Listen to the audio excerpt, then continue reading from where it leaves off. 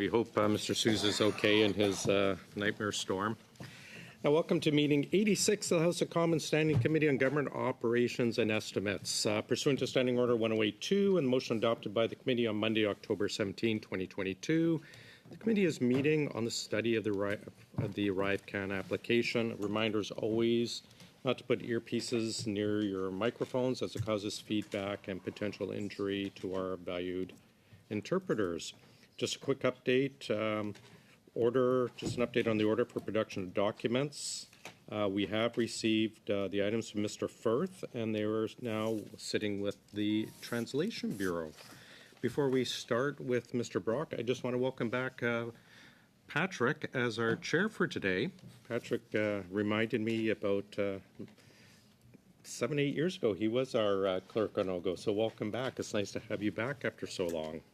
Anyways, we have Mr. Doan with us. Do you have an opening statement, Mr. Doan? Yes, I do, Mr. Chair. Point of order, Mr. Chair. Yes, Mr. Brock. Just one moment, Mr. Doan. Before the opening statement, I made inquiries with members of the committee, and given the nature of the finger pointing and the attempts to cast blame on other parties as to who chose GC strategies, and given the RCMP investigation, without suggesting at any point in time that Mr. Doan has attempted to mislead this committee, I think it prudent, sir, to have this witness sworn to tell the truth, or to affirm to tell the truth, whatever mechanism binds his conscience. Certainly. Thanks, Mr. Brock. I think there have been discussions among all the sides, and I understand we have an agreement for that. I see nods, so we have unanimous consent. So I'll turn things over to our clerk to administer.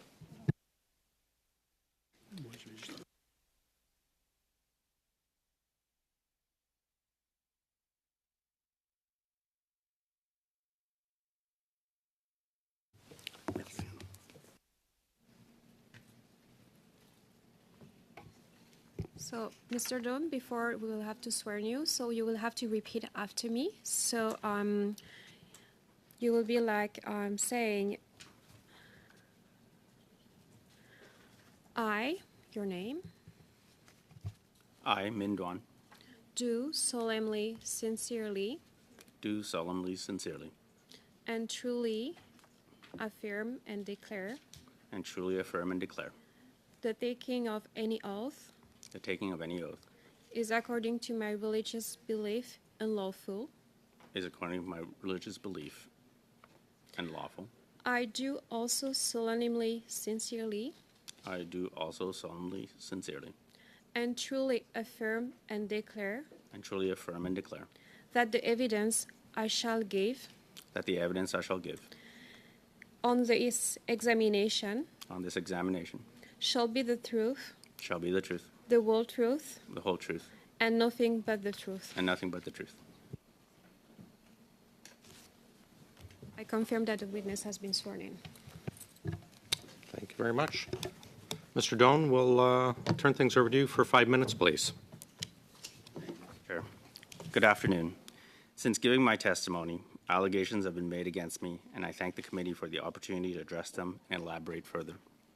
Prior to my appearance on October 24th, it had been 6 months since I left the CBSA. I asked for all my emails from the agency related to the allegations. I received a package, and within that package, I found no exchanges with Christian Firth. Subsequently, and in preparation for today, I requested and was given access to a broader search, which is when I found emails where either I or Mr. Firth were on the distribution list, and I'm providing them today. Given how complicated it is to access emails in a department you no longer work in, I will direct any further requests of this nature to the agency. Early pandemic, FAC contacted CBSA to see if we could build an app to replace a paper form. We had days to pull this together, this proposal, and weeks to launch the first version. I asked my team to explore options. Mr. McDonald took lead. Within 48 hours, his team and he did a very quick assessment of options that were narrowed down to 2 broad technical approaches. One option was an entirely outsourced solution developed and hosted by Deloitte The other option involved a combination of public servants and staff augmentation to leverage the existing code, expertise, and our cloud infrastructure. Let me be clear. At no time was the choice presented to me as being between a Deloitte solution and a GC Strategies solution. As was pointed out numerous times, GC Strategies is a staffing agency who provide rapid access to IT professionals. They do not develop solutions. I am submitting to the committee the proposal and the emails I found around the time of these events. You will note that nowhere in either option presented or their associated emails is GC Strategies ever mentioned, nor do I have any recollection of it being raised. The decision I was asked to make was whether to fully outsource the work or to have my team oversee the application development. I had concerns with the fully outsourced solution, handing off full control of a time-sensitive project exclusively to an outside firm, and the fact that our data would be hosted on their IT infrastructure instead of our CBSA cloud. I wanted my team to retain the ability to direct the development of resources. In making this decision, I did not choose or direct the selection of GC Strategies. I chose a strategic direction that met our urgent needs for speed and agility at the time.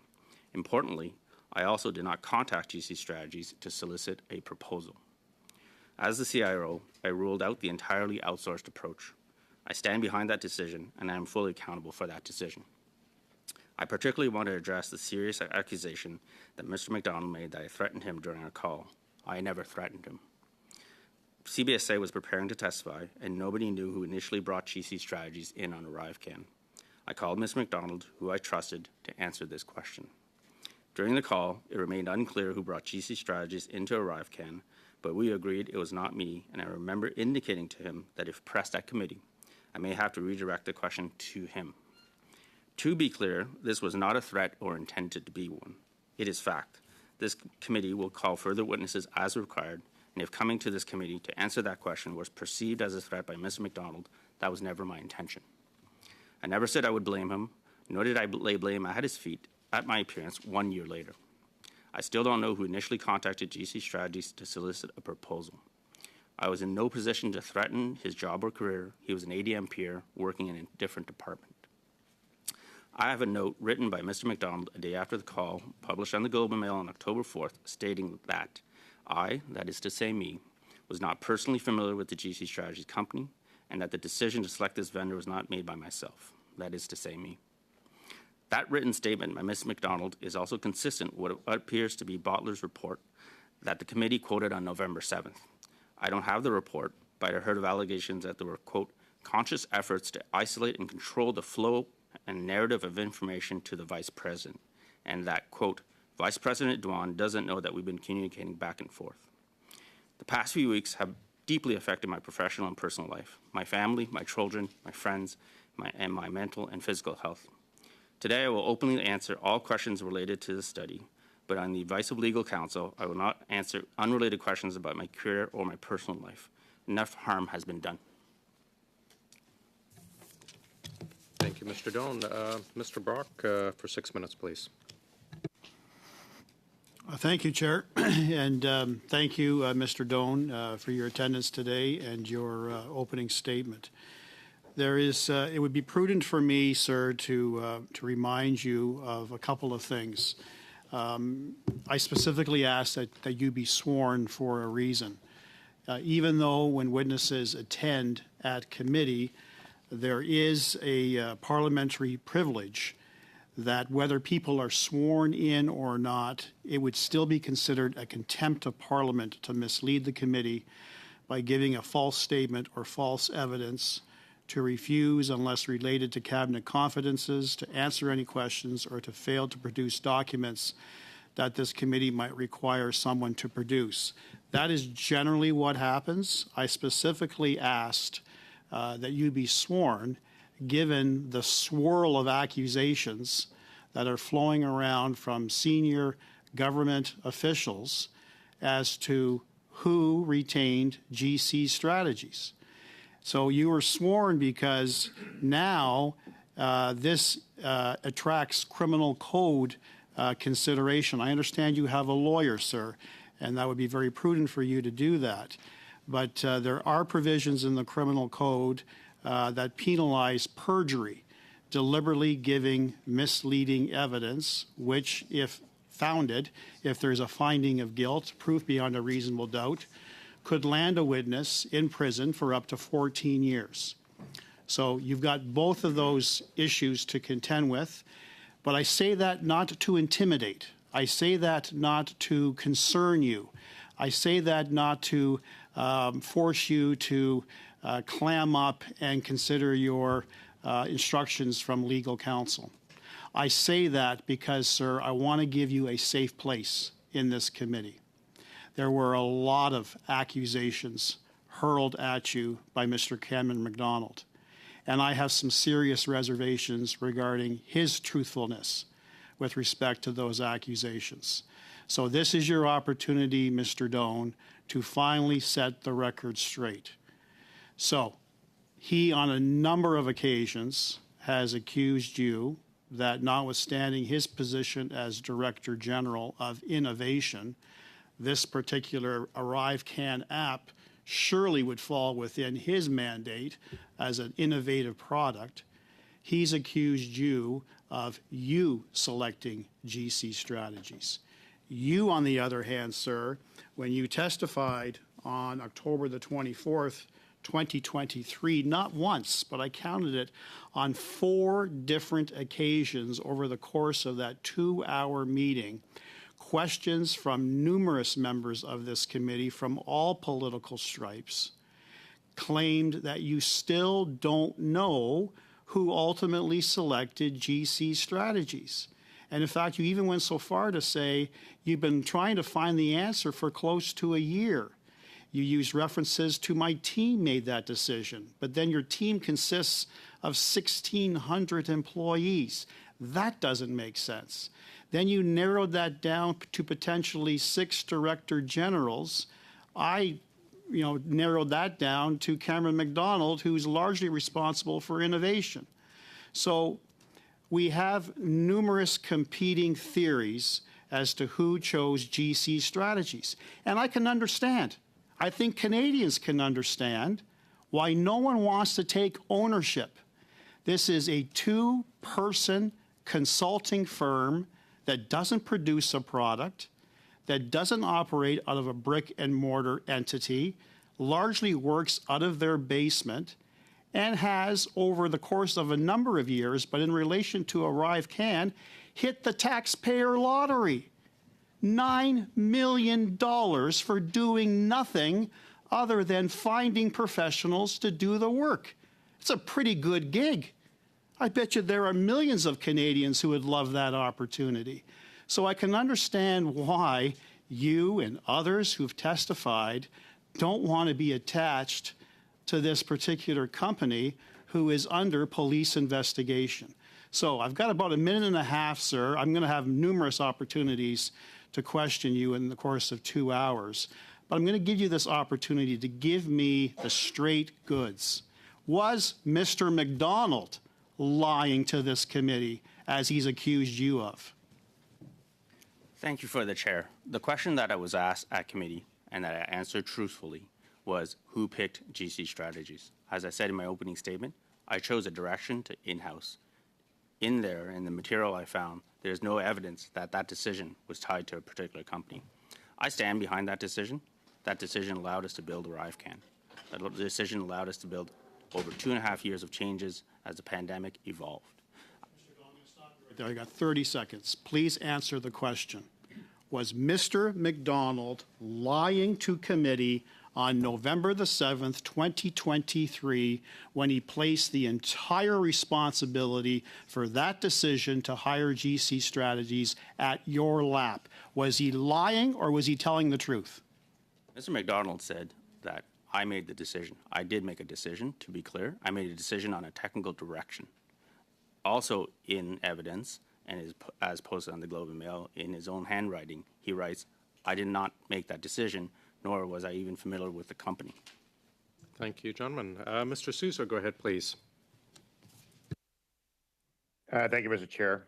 I appreciate you being before us, and I recognize the complexity of what's happening, and I want to try to simplify that complexity to some extent. What was your involvement with the Bottler contract? Thank you for the question. CBSA was handling a lot of sexual misconduct. It was in the news. It was an issue that we were all seized with, given how serious it was. We were briefed on a meeting with the executive team that the misconduct was increasing and that we needed a different way to solve this problem. I was the chief information officer at the time. The president turned to me and asked me, is there a different way from a technology perspective, an innovative perspective, to solve this problem or make a difference? Because everything we've done so far wasn't making the difference that was required to stop this. So I turned to Mr. McDonald, again, who was DG of Innovation, and we were looking for innovation. We were looking for something different. We were looking for a different approach, because the traditional approaches around training and awareness weren't sufficient. Mr. McDonald took that and went away and found a company that would be Bottler AI, that would use artificial intelligence to help provide a different way for victims or potential victims to have a conversation with this anonymous bot to see if they actually did suffer sexual misconduct. And it gave them a very safe space. I found the solution very promising. A demo was made before me and a number of my director generals, in which I saw a lot of promise in this technology and in this way of achieving a safe space for victims to potentially consult, get guidance, and then decide on what actions they wanted to take. I saw enough promise. But there was no contract with GC Strategies or Bottler with CBSA at that point, or at any point. Thank you, Mr. Chair. This was late 2019, and I saw enough promise in their demo, and also I was moved by Mrs. Dutt's personal story around harassment and discrimination and why she created this company, that I recommended that this is worthy to be presented to the president. Unfortunately, in the beginning of March 2020, the pandemic hit, and that meeting was delayed by several months before we were able to get in front of the president and the VP of HR. So why did it not proceed? If it didn't, the agreements or the possibility of having a contract with GC Strategies and Bottler, albeit through subcontracting with the other two organizations, it didn't proceed because I'm being told conflicting stories. You're saying it was delayed because of the pandemic. Others are saying it didn't happen because they didn't fulfill the requirements necessary to do the work. Merci pour la question, Monsieur le Président. Fin de 2019. Thank you very much for the question. I saw that there was a lot of potential late 2019, but I was afraid of approving a pilot project, so I said to myself, let's broach the VP of Human Resources and the President and see if there's any interest in it. That occurred far later in 2020, and once it was approved, well, we used an existing contract with Dalian and Corodex to start the work with Bottler. Based on what I heard recently in committee proceedings, and I wasn't aware of this at the time, Dalian subcontracted out to GC Strategies, and thereafter, and potentially, and I don't know how GC Strategies would have subcontracted out to Bottler, but in any event, we don't know how that occurred exactly. Has the RCMP contacted you in regards to allegations made by Bottler? Thank you for the question. No, they have not. Was Bottler at all involved with ArriveCan? No, they were not. Is RCMP investigating the ArriveCan contracts? Thank you for the question. Not to my knowledge. And so ArriveCan discussions and the appointment of GC Strategies has nothing to do with the issues regarding Bottler and their pilots, research, AI project. Is that correct? That is correct. The two are entirely different things. One is potentially to see if we can find a different way to address sexual misconduct, and the other one was an application to handle COVID. Mr. Don, is it normal to use contractors to assemble potential skills and individual firms and others to provide for the work? Absolutely. We have very skilled public servants, but sometimes depending on urgency, type of skill, emerging skill like cybersecurity or AI, we don't have the skills in-house or it will take too much time to train. So it's normal to look at staff augmentation and other vehicles to find those skills and those hard skills to help complement, especially in urgent times, and something like the pandemic, I think would qualify as extremely urgent. However, is it normal for a subcontractor like Bottler to engage in work without a contract, without an understanding of what they were supposed to do? In terms of Bottler, how that contracting and subcontracting would occur, unfortunately, in my understanding of this, would have to be confirmed with colleagues at PSPC. So the agency deals with the main contractor. Who they subcontract out to, how many times they do that, that is not something that we know. That is something that only PSPC, the contracting authority, would know. Thank you, Yeah, gentlemen. Bottler had, That is our time. sorry, Chair. Mr. Oh, Garon. thank you. Thanks. Mr. Garon, go ahead, please. And welcome back. Oui, merci, Monsieur le Président. Well, thank you very much, Mr. Chairperson. Mr. Don, in your appearance on the 24th of October, you confirmed that you did not take part in the decision-making process to give GC Strategies a contract, and you said that it was a committee that took that decision. A committee comprised of how many individuals, please? Well, thank you very much for the question. Just to clarify, and as I said in my opening remarks, I made a technical and strategic decision which led to GC Strategies. I'm accountable for that decision. I'm responsible for that decision. Now, you'll see in the documents before you that there are many folks who work day and night over a period of 3 days to bring to the table a proposal to head in one direction or another. How many people, my question is, sir, you referred to a committee. How many people sat on that committee? I don't know. That's my main question. Were there 2, were there 3, or 250,000? I don't recall. I apologise. I'm sorry if I used the word committee.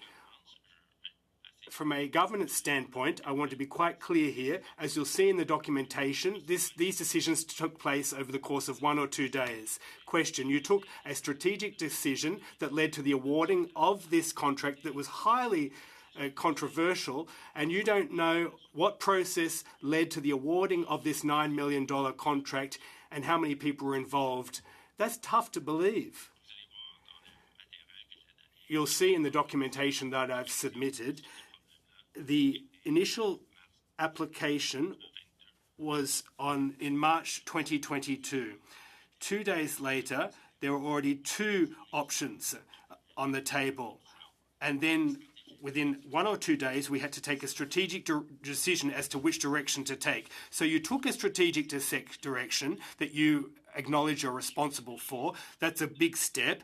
That was taken by a group of individuals, and you're responsible for a decision taken by a group of individuals, but you don't know who they were exactly, and how many of them there were, and how that decision took place exactly. So you have a funny definition of accountability. You'll forgive me for saying that.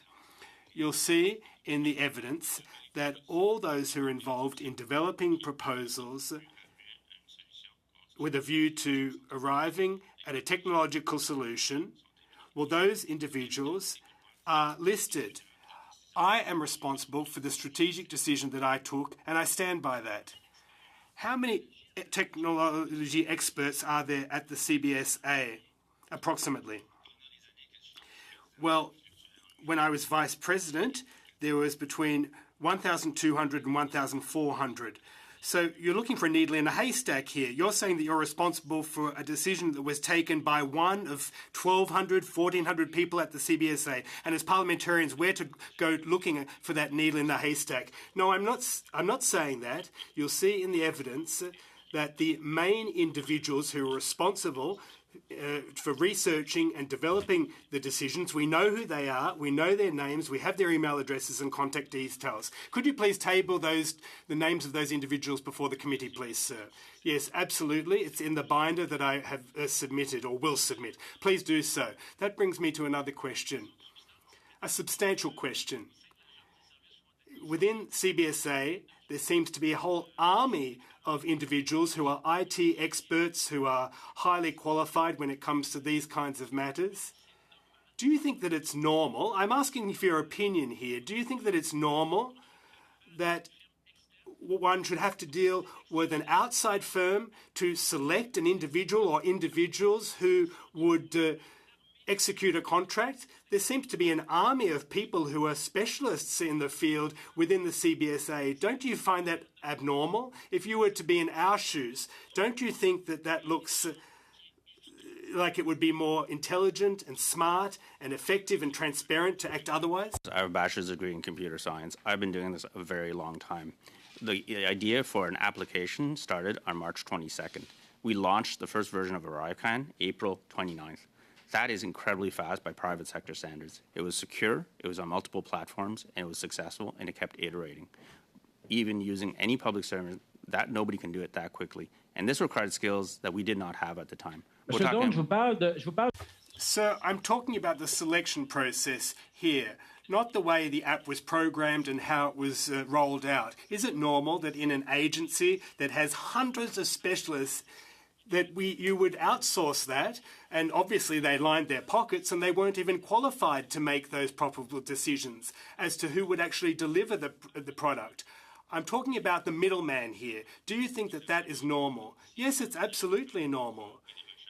If we had to go and look after all the individuals, whether it be in terms of cybersecurity or the cloud, it would be impossible to do that job, and we did it in a time frame of 6 weeks. So we use a middleman, they have the solutions, they'll do the screening, they have the CVs. If we had to do that ourselves, it would have taken between 6 and 8 months, and maybe that wouldn't have even been feasible. We need someone to point us in the right direction in short order. Had you had to make that decision, do you think that you would have awarded that contract to GC Strategies after all? Well, the buck stops with GC Strategy. I'm responsible for my decision, and I don't regret my decision in the first place. Thank you, gentlemen. That is our time. Mr. Johns, 6 minutes, please. Mr. Don, I want to offer you an opportunity to clear your name. A government official has come to this committee and directly accused you of lying and threatening them. Other witnesses have indirectly accused you of lying or omission. Your name, as you even stated yourself, is all over the press.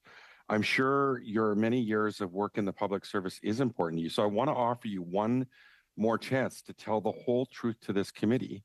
And I'll offer you a chance to address the allegations made against you. But first, can you please address any statements you've made to this committee that you've reflected on and realized you misrepresented something or left something out, however small, however unintentional?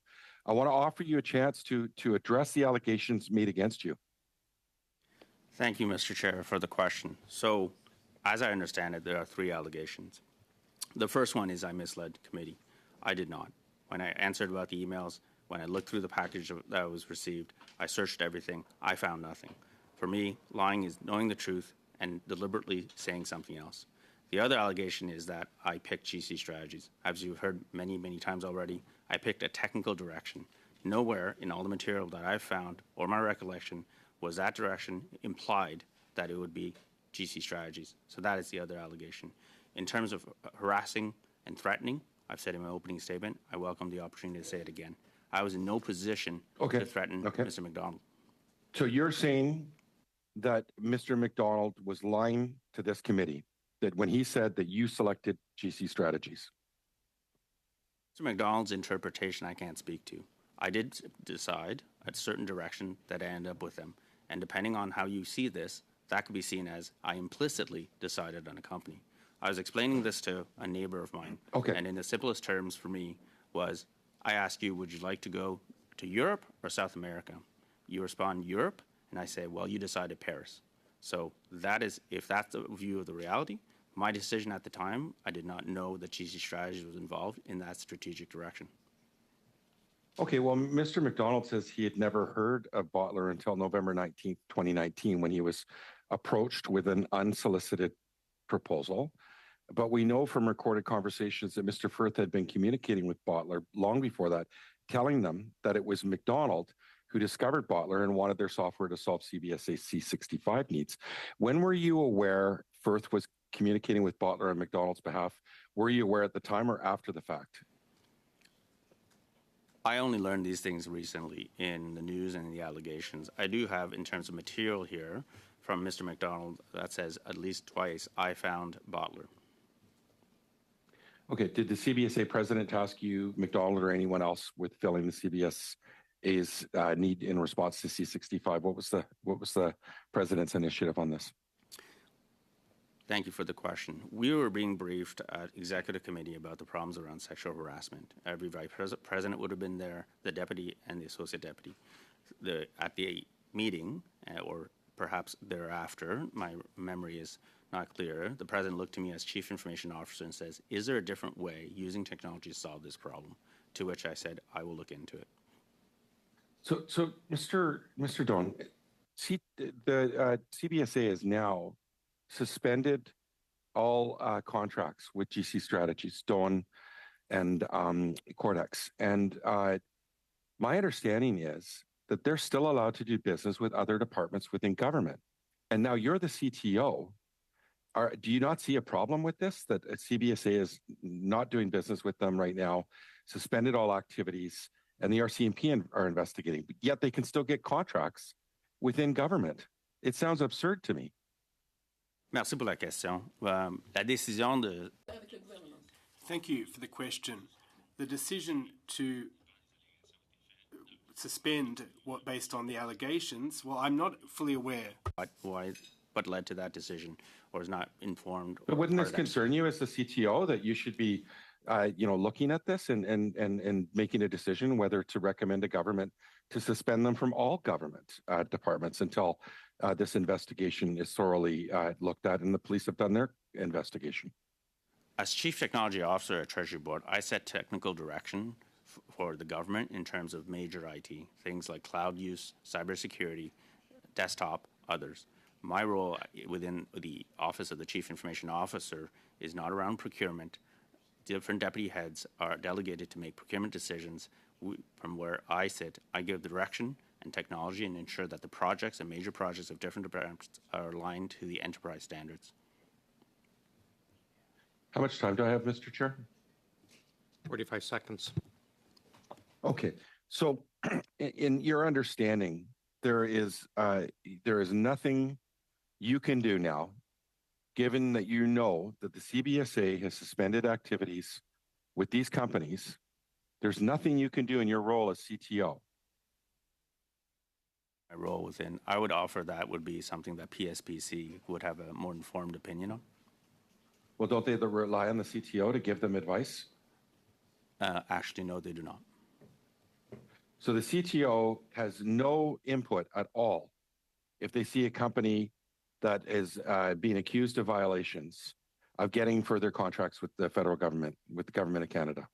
My role is around the technology direction. It is not from a values and access of companies, different parts of the organization, primarily PSPC. Regardless of the values. My So role, the values don't matter. My role as in terms of Chief Technology Officer is not to be involved in that type of procurement activity. There are different parts of the organization that does that. I set technical direction. I was not consulted on this decision. Thank you, gentlemen. That is our time. Mr. Genuis, please go ahead. Mr. Doan, from what I understand, there were initially 6 companies that were identified that could have built this app. Is that correct? And who were the 6 companies? Thank you for the question. I'm not aware of who the 6 companies were. I know of the 3 of them. One of them was Apple, the second one was Deloitte, and the other one was a hybrid solution that would use most of our existing coding and technology. And that so-called hybrid solution was the GC Strategies one? That ultimately became the GC Strategies one. Yes, it was. Okay. So, sir, it seems the core point of contention comes down to, well, one of the core points of contention comes down to who chose GC Strategies. $54 million went through this company. It's a 2-person company working out of their basement, no in-house IT expertise whatsoever. Got did very well financially off this contract. So everybody wants to know who actually made the choice to hire GC Strategies, and anybody who might have been responsible for that decision is telling us that they weren't involved. You have testified that you did not choose this company. However, you've also testified that you were presented with two models of service delivery. One of those, you say, was fully outsourced, and the other one was partially outsourced. And so you made the choice without knowing which company was associated with which bid. You made the choice to choose the partially outsourced as opposed to the fully outsourced solution. Is that your testimony essentially? I chose a direction, and it was partially outsourced as actually staff augmentation. If I could clarify one part, GC Strategies did not receive $54 million. So I've heard numbers here at 9 million or 11 million. They did not receive that much. 54 million went through, was spent on ArriveCan, went through GC. But I want to just focus on the piece about the decision you made, right? So you were presented with a choice between a fully outsourced option and a partially outsourced option, and you gave the direction, you made the decision to say you want the partially outsourced option. Is that correct? Made that decision. Pardon me? I made the decision to go to a model that would use staff augmentation and our existing cloud and leverage existing code. I made that decision. You made that decision, and you are telling us that you, at the time you made that decision, had no idea that there were specific companies associated with specific options. Like nobody mentioned that GC Strategies is presenting this option and Deloitte is presenting this option. You made that recommended technology direction in complete ignorance about which companies were behind which option. Is that what you're telling us? Thank you, Mr. Chair. That is not what I'm telling you. I would like to remind the committee that this was not a $54 million in March of 2020. That's not my question, sir. That's not my question. Answer the question, and you have an obligation to answer the question. That's part of the way this process works. I am answering the question. No, you're not. You're telling me that you were not ignorant of which companies were involved. So when you were presented with these two options, a fully outsourced option and a not fully outsourced option, you're telling me you knew at the time that Deloitte was behind one of them and GC Strategies was behind the other? GC Strategies behind the other, and all the evidence I found will support what I just said. Pardon me, can you repeat that, please? I am saying that I was aware that one of them was Deloitte, and I was not aware that the other one's GC Strategies, and all the evidence I found supporting this decision around that time will support what I said. There are no mentions of GC Strategies. So someone came to you and they said, we have the option of fully outsourcing to Deloitte, or we have the option of a partial outsourcing solution, but we're not going to tell you who the company involved is, and then you made the decision. Is that how it happened? So about 10 days before this started, the World Health Organization declared a global pandemic. Sir, not what we're talking about. Not what we're talking about at all. Could you answer my question? Thank you, Mr. Chair. This is an important context. 5 days later, Canada closed its borders. 4 days later, we unprecedentedly closed the borders with the United States. So you're already accused of lying to this committee. Could you? I think it's in your interest to be forthright and direct, and you have an obligation to be forthright and direct in any event. Is my description of events correct? Namely, that when presented with this choice, you were given either fully outsourced to Deloitte or this partially outsourced solution in which they didn't tell you what the company was involved, and you made the decision in the absence of that information. Is that what you're claiming? Very quick answer, Mr. Dillon. Thank you, Mr. Chair. The decision wasn't partially outsourced. It's staff augmentation, and it was to build an app to replace a form. That was all it was. It was not a $54 million decision. We didn't know that simple app. So you're not answering my question. That is our time, gentlemen. Mr. Chair, I would ask you to call the witness to order on this point. He has an obligation to answer. Yeah, but that is our time. Perhaps on your next round we can get to that. Thanks very much. Mr. Jouari, please, for 5. Thank you, Mr. Chair. Okay, thank you for coming today. Mr. Dwan, you were presented with an option of fully outsourced and as opposed to staff augmentation using existing cloud and existing code. Can you explain the existing code piece that you're talking about? Thank you for the question. CBSA at the time had already an application called EDEC, which is short for e-declaration. So we had some basic understanding of mobile development. Now, I won't pretend e-declaration was anything near ArriveCAN in terms of complexity. And part of the work that we were doing on innovation, following a direction from Treasury Board, which is to start experimenting with cloud and do more things on cloud, given the different benefits and security that it brings.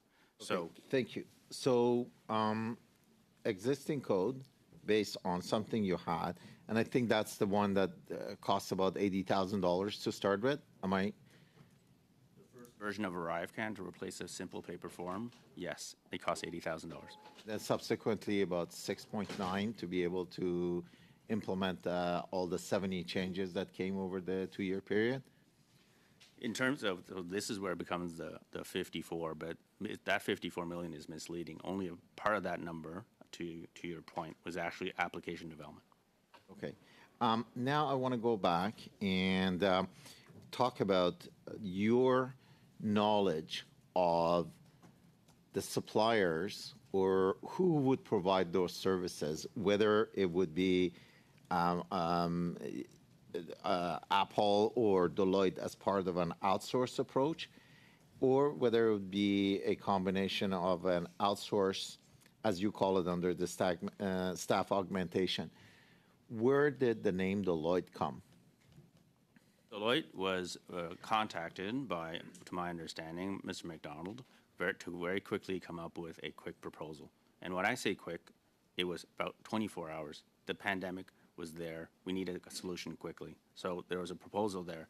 The proposal, I've also included in the material, is very, very rudimentary. It's basically mock-ups of what the screen could look like and then where it could eventually go.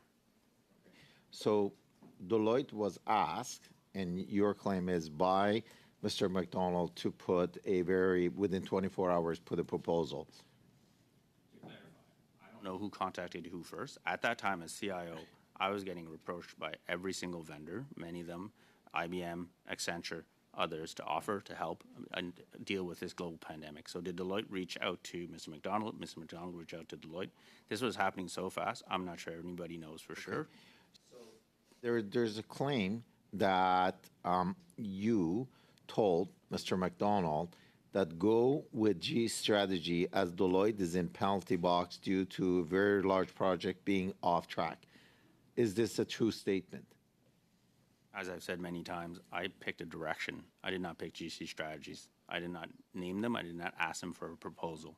In terms of Deloitte being in the penalty box, my decision on this was not about what they're doing with us on a different project. My concern was this. It was fully outsourced to a third party, and sensitive data wouldn't be on our cloud, it would be on their cloud. So the decision is the lack of flexibility, the lack of agility, which is why I preferred staff augmentation instead of a fully outsourced solution on something so mission critical.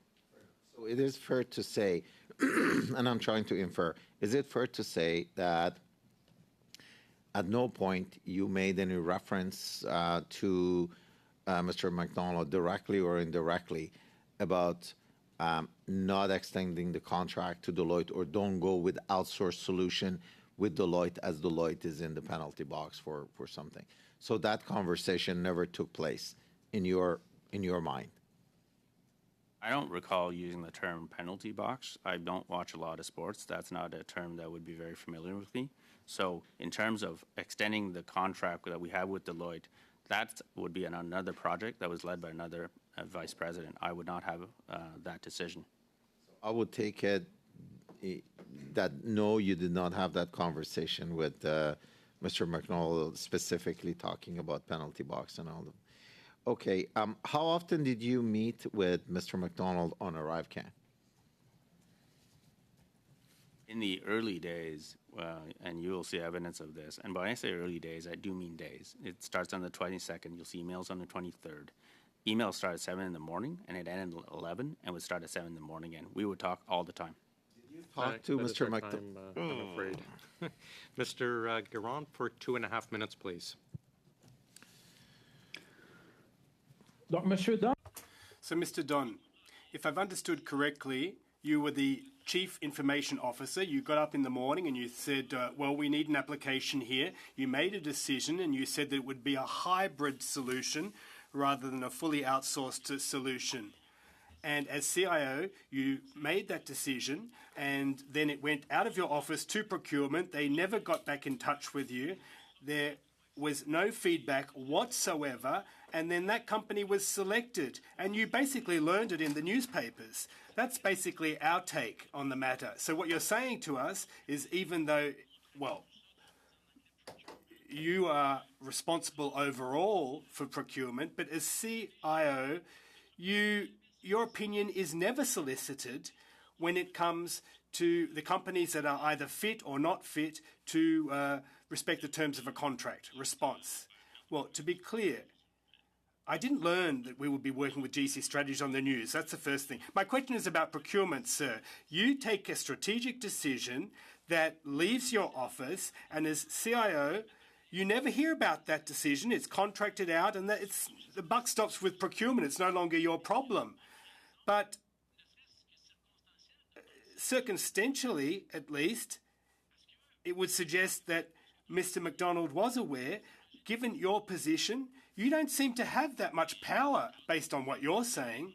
Well, the management under my purview have delegated to, and they're all accountable to me.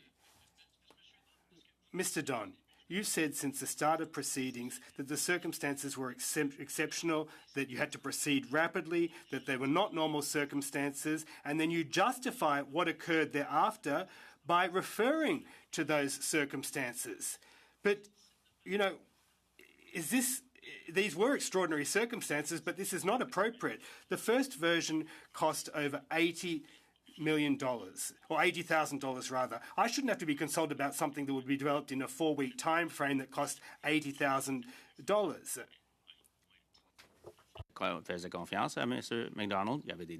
I trusted Mr. MacDonald. The authority was delegated to him, and I'd like to remind the committee that ArriveCan was not my only responsibility. It was quite a simple app to replace some paperwork. There were many of my employees that had COVID, they were in hospital, so I had to delegate this, and yet I was accountable. Our time. Mr. Johns for 2.5 minutes, please. So Mr. Doan, are you saying because you don't follow sports, you don't know what it means when a company's put in the penalty box? Thank you for the question. Non, c'est pas ça que j'ai dit. J'ai dit, je suis... That's not what I said. It's not an expression that I'm not aware of, but there's a big difference between an expression that I use myself often. Okay, well, Deloitte it was alluded to that they were in the penalty box. We can come up with whatever we want. Sideline, pushed out, on pause. Why? Why was Deloitte on pause? The CBSA was in the middle of a major project, and if memory serves, it was over $400 million, but do not quote me on that, but it was in the neighborhood. To give you an idea, a major IT project to modernize its revenue collection. It was a managed service, and it was the system integrator was Deloitte. That major project had a lot of difficulties, and the difficulties around time, scope, cost. Now, to be fair, and with my 25 years of experience, all major projects in IT have difficulties. It doesn't matter which partner it is. It doesn't matter if it's outsourced or insourced. So the difficulties. So why are they all not in the penalty box? Why is everybody else not in the penalty box? Why was Deloitte specifically in the penalty box?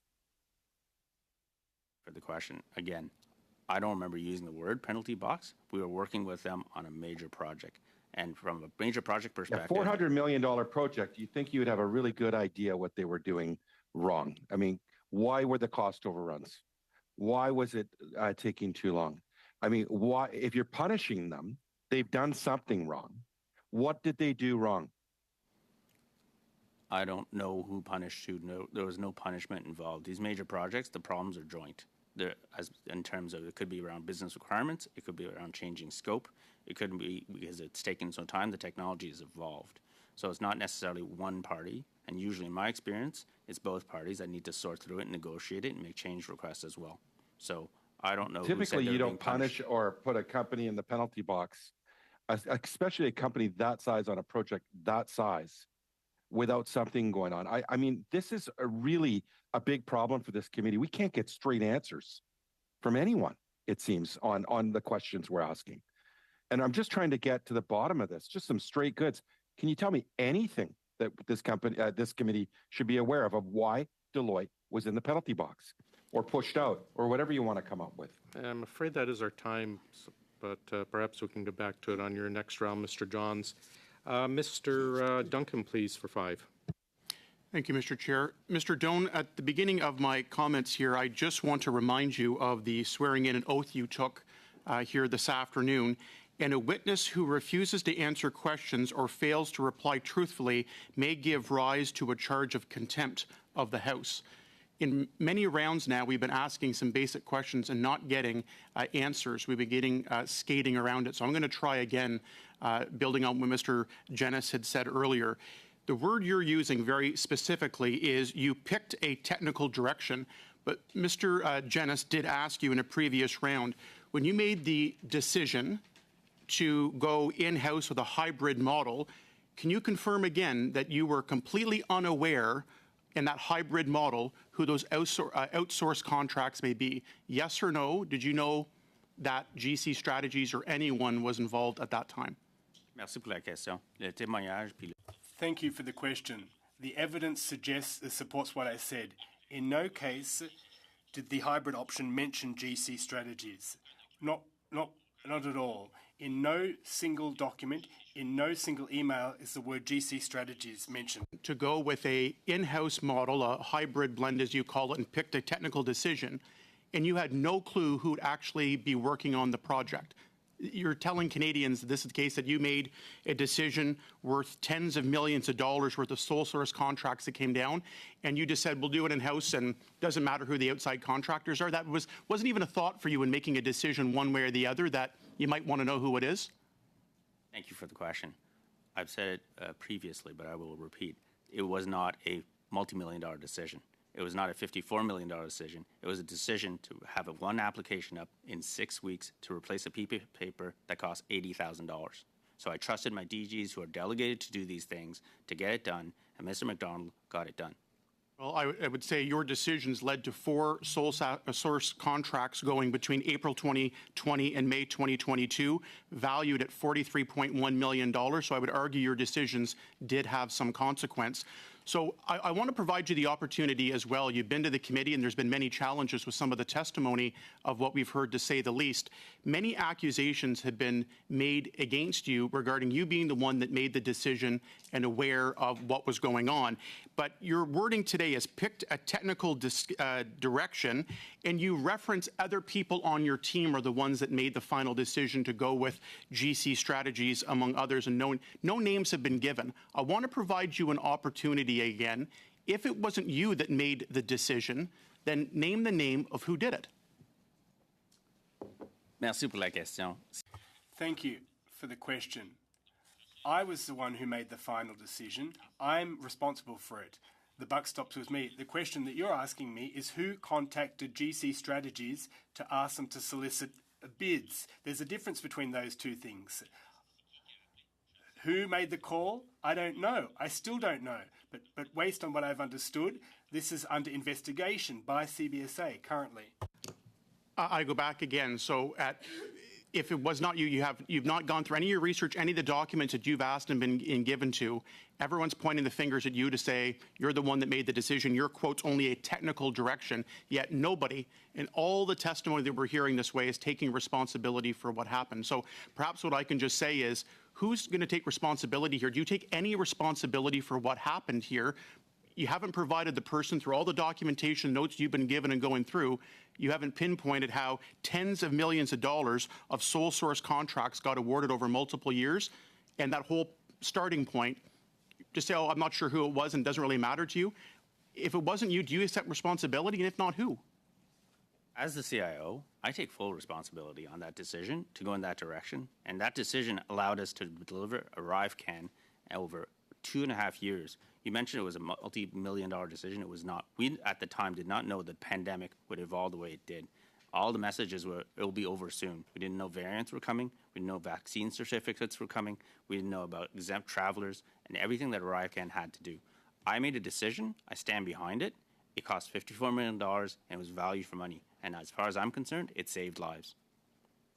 I think there's a lot of Canadians that would struggle to understand how at the beginning of all of this here, making a decision to go in-house and have a hybrid of having an outsourced blend and have multiple companies, so you just made a selection and just didn't happen to ask at any point whether to go outsource or to go in-house with the hybrid model of having consultants and other firms getting sole source contracts, and never bothered to cross your mind in making one recommendation or the other who might be the partners playing and delivering on things. I think Canadians are going to have a very difficult time believing that. Thank you, Mr. Duncan. Mr. Baines, please go ahead. Thank you, Mr. Chair, and once again, thank you, Mr. Doan, for joining us today. Just back to the Deloitte piece. They were screened out of the process, and was it related to the firm's performance on CARM? Thank you for the question. As point of clarity, there is no process. The decisions here in the material you'll see, we got a request from FAC on the 22nd. Options were already developed in about 48 hours, and we had to make a decision about 24 hours. This was not a process. Mr. McDonald said it was because of CARM. Was that true? Was that a true statement? The program that was being worked on by Deloitte. The concern I had wasn't what they were doing with CARM, and that was being led by another vice president. A major project like that will have difficulties over years, and it's been years, and they're still working at the CBSA on CARM. So it wasn't their performance on CARM, as Mr. McDonald said. My concern was a fully outsourced solution. That's something that we would need in 6 weeks. There is no way with an outsourced solution like that, with all the moving parts, we would have had the version that we had out that quickly. Also, my concern was... So I'm just going to stop you there for a second. Why are we here? So we move forward with the hybrid model. You made that decision. And you said that was your decision. In the end, you stand beside that decision, behind that decision. But now we're here because there's a contract dispute between GC and Bottler. Is that true? Is that why we're here? Thank you for the question. Je crois qu'on est ici à cause des allégations qui étaient... I think we're here because of allegations that were made by Bottler. That's the crux of the matter. We've discussed this before. Why did it cost $54 million? Why did we deal with a company that's relatively small? We followed the rules. Procurement. No rules were broken as far as I'm concerned, and the allegations I'm not part of, I'm not investigating. So right now, the decision and the concern I had around the Deloitte solution was the information wouldn't be on our cloud, and I have documentation here that also attests that our cloud is secure, and it would give us the nimbleness and agility to proceed. Okay, so further to going into Bottler's claims, they maintain that it's retaliation. We've also heard that their work was inadequate, or there was a lack of resources to commit to the project. And this is their work on the CBSA app that was canceled. Do you have any knowledge of that? What's your thoughts on that? I've heard the various testimonies. Now, in terms of this particular project, to be clear, this was something that another company was doing. We were not the IT developers here. We were not the IT delivery. The client was human resources, given the nature of it. So my understanding was 2 of the 6 deliverables were delivered, and for reasons mostly, from what I recollect, of how busy everybody was within HR and labor relations with the pandemic, there was not enough time to dedicate to this pilot. Now, the specifics of that and that decision, I would refer you back to CBSA. Okay, so to your knowledge, have there been any changes at CBSA and across government in recent years to change practices, around subcontracting? I believe I heard that CBSA have done a lot of changes. I'm no longer there around how procurement occurs, how procurement is governed, learning from some of the lessons that we did for things like ArriveCan and others. So I believe those are underway. I would refer you to the CBSA for that. In terms of changes to subcontracting, PSPC colleagues were here to speak to that. I do believe the OGGO and the Office of the Procurement Ombudsman are doing various reviews, and if they do find gaps to how to improve that, I sincerely believe that my PSPC colleagues will take those into consideration and take the necessary actions. Okay, I'm going to go back to Mr. McDonald said you specifically instructed him to help Bottler deliver an executive appropriate presentation. So you almost, is that like coaching somebody to deliver an appropriate presentation? Is this the case? Thank you for the question. Bottler is a relatively young, new company that didn't necessarily know how to approach government. So, no, the answer to your question is not no. But if we are going to bring this presentation that I saw, which was very, very technical and probably too long, to a deputy minister, I said this needs to be more succinct and it needs to be more pointed in terms of what are the business problems that are trying to be solved and what are the outcomes. But we are not telling. Is that regular practice? Is that regular practice? Absolutely. If we're going to a deputy minister, if I get a presentation at my level that's 2 hours, I will tell them you have 30 minutes, and you probably want to get your point across in 15 to allow the deputy to ask and answer questions. But that's not shaping the story. Thanks, or the Mr. proposal. Doan. That is your time. Mr. Brock, go ahead, please.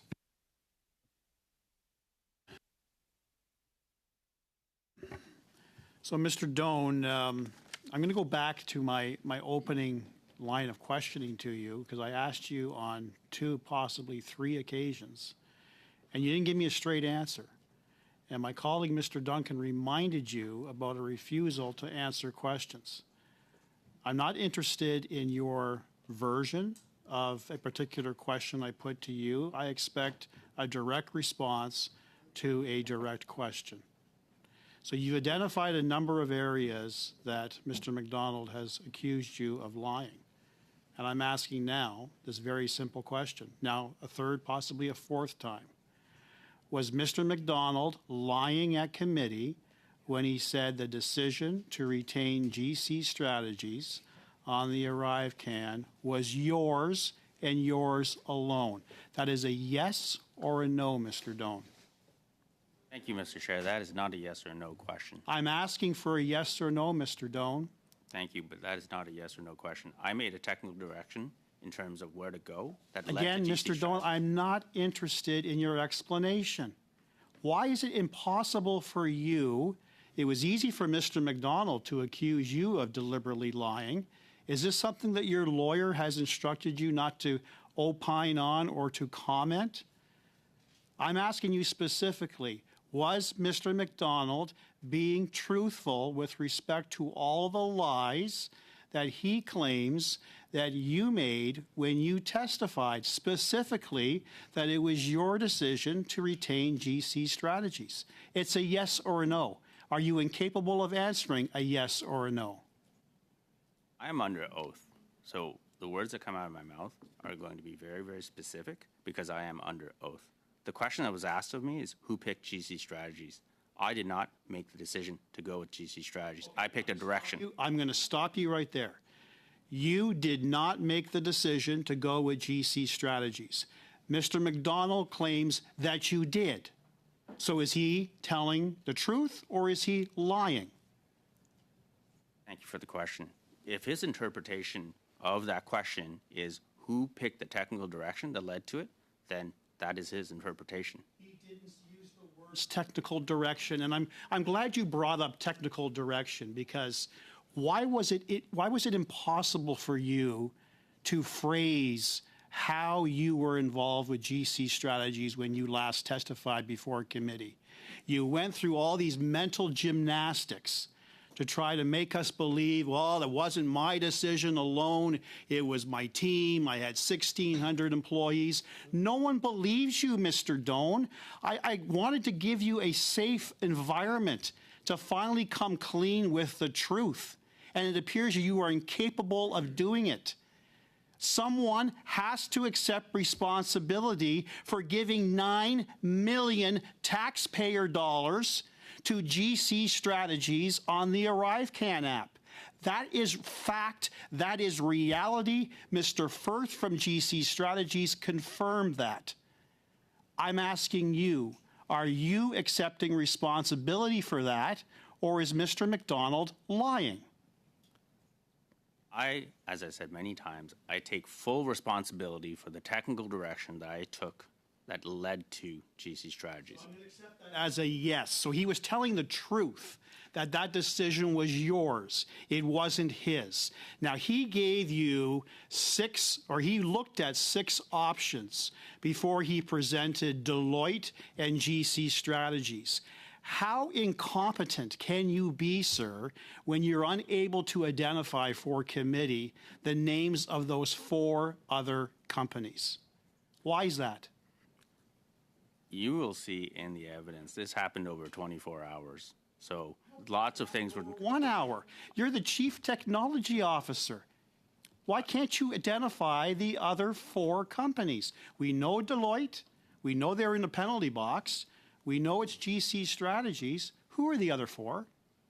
I was not involved in that period of time, at that level of time. I trusted Mr. McDonald to do the work and do the assessment over a 24, 48 hours period of time. Mr. Doan. I was managing closing Mr. Doan, the border. I'll stop you right there. Did it not raise red flags to you that he presents only 2 companies in all of Canada that are actually capable of doing delivery on this ArriveCan app? We know that Deloitte was out of the question. Mr. McDonald knew that Deloitte was in the penalty box, didn't he? That was widely known at the CBSA. For the question, he did not present 2 companies. He presented an option, and the other one was to outsource. He did not, at any point in time... Sir, he claims that Deloitte was his preferred choice. Was he telling the truth or was he lying? I have found no evidence of that, and actually I have emails that would recommend using our cloud, using e-declaration from Mr. McDonald. I'll ask the question. He claims he presents to you 2 options, Deloitte and GC Strategies. And he says to you, as he testified at committee, that his preferred choice was Deloitte, and then you turn that down because you probably confirmed that Deloitte was in the penalty box, and you directed him to go with GC Strategies. Again, Mr. Doan, for the 5th, 6th, 7th time, who is lying? Are you misleading, or was Mr. McDonald misleading when he said that decision, that direction was not his, but yours and yours alone? Very brief answer, please. There's an evaluation matrix in here developed by the CBSA that supports my decision and does not recommend the Deloitte approach. That was... Thank you, Mr. Doan. Mr. Shawari, please. Thank you, Mr. Chair. Mr. Doan, was there at any time any concern raised by your superior about ArriveCan? I'm not clear on what the concerns that you're alluding to. Any concern about the cost, about the timeline, about responsiveness at any time? Any of your superiors who raised any concern? No, not at all. We were having different releases pretty much every 30 days, responding to moving OICs and public health measures that are evolving every day, new variants, vaccine certificates, different types of workers. We were working around the clock, and we were delivering over and over and over a 2.5-year period. Thank you. Mr. McDonald, I recall Mr. McDonald indicated that you had indicated that the superior or people above are not happy about ArriveCan. Can you recall any conversation that you may have had with Mr. McDonald around your superior not being happy about ArriveCan? Thank you for the question. No, No, not at all. There were meetings held, there were committees struck, there were town hall meetings, deputy ministers, other deputy ministers congratulated us on the job we're doing. They knew that what we were doing over the extended period, the stress that people experienced, we were proud of what we did, as were our superiors throughout the entire length of the pandemic. Thank you. Mr. McDonald also claimed that he understood that you said somebody is not happy up there and they want a head, somebody's head. Do you recall any conversation you had with Mr. McDonald around an individual as superior, whether the presidents of CBSA or anybody else, that not happy about and they want somebody's head? Thank you for the question. I was not briefing the minister or the minister's office about this at this time or in the fall of last year. Nobody was looking for a proverbial head. The question that was raised last year was, why did it cost $54 million? Was it value for money? And one of the sub-questions that was making the media was, why among the 30 or more companies that we worked with to develop IRCAN, why would one of the companies be relatively small? There was no allegations of wrongdoing. Nobody's looking for a head. Yeah, thank you. Who raised that question? Who specifically raised that concern or question? Nobody raised that question. Nobody raised that concern. So no minister, not your superior, raised the question that there are these there's media news and we want to get to a bottom of it. I was not briefing the minister. We're still, and I continue to be very proud of the ArriveCAN work. Like, GC Strategies was one among 30-something companies that we worked with to deliver this, and it was tireless over 2.5 years. Was there ever a concern raised around the $54 million? There were questions to make sure we could justify it and explain it because it was very popular. Those questions. The entire agency, everybody. But we defended those numbers.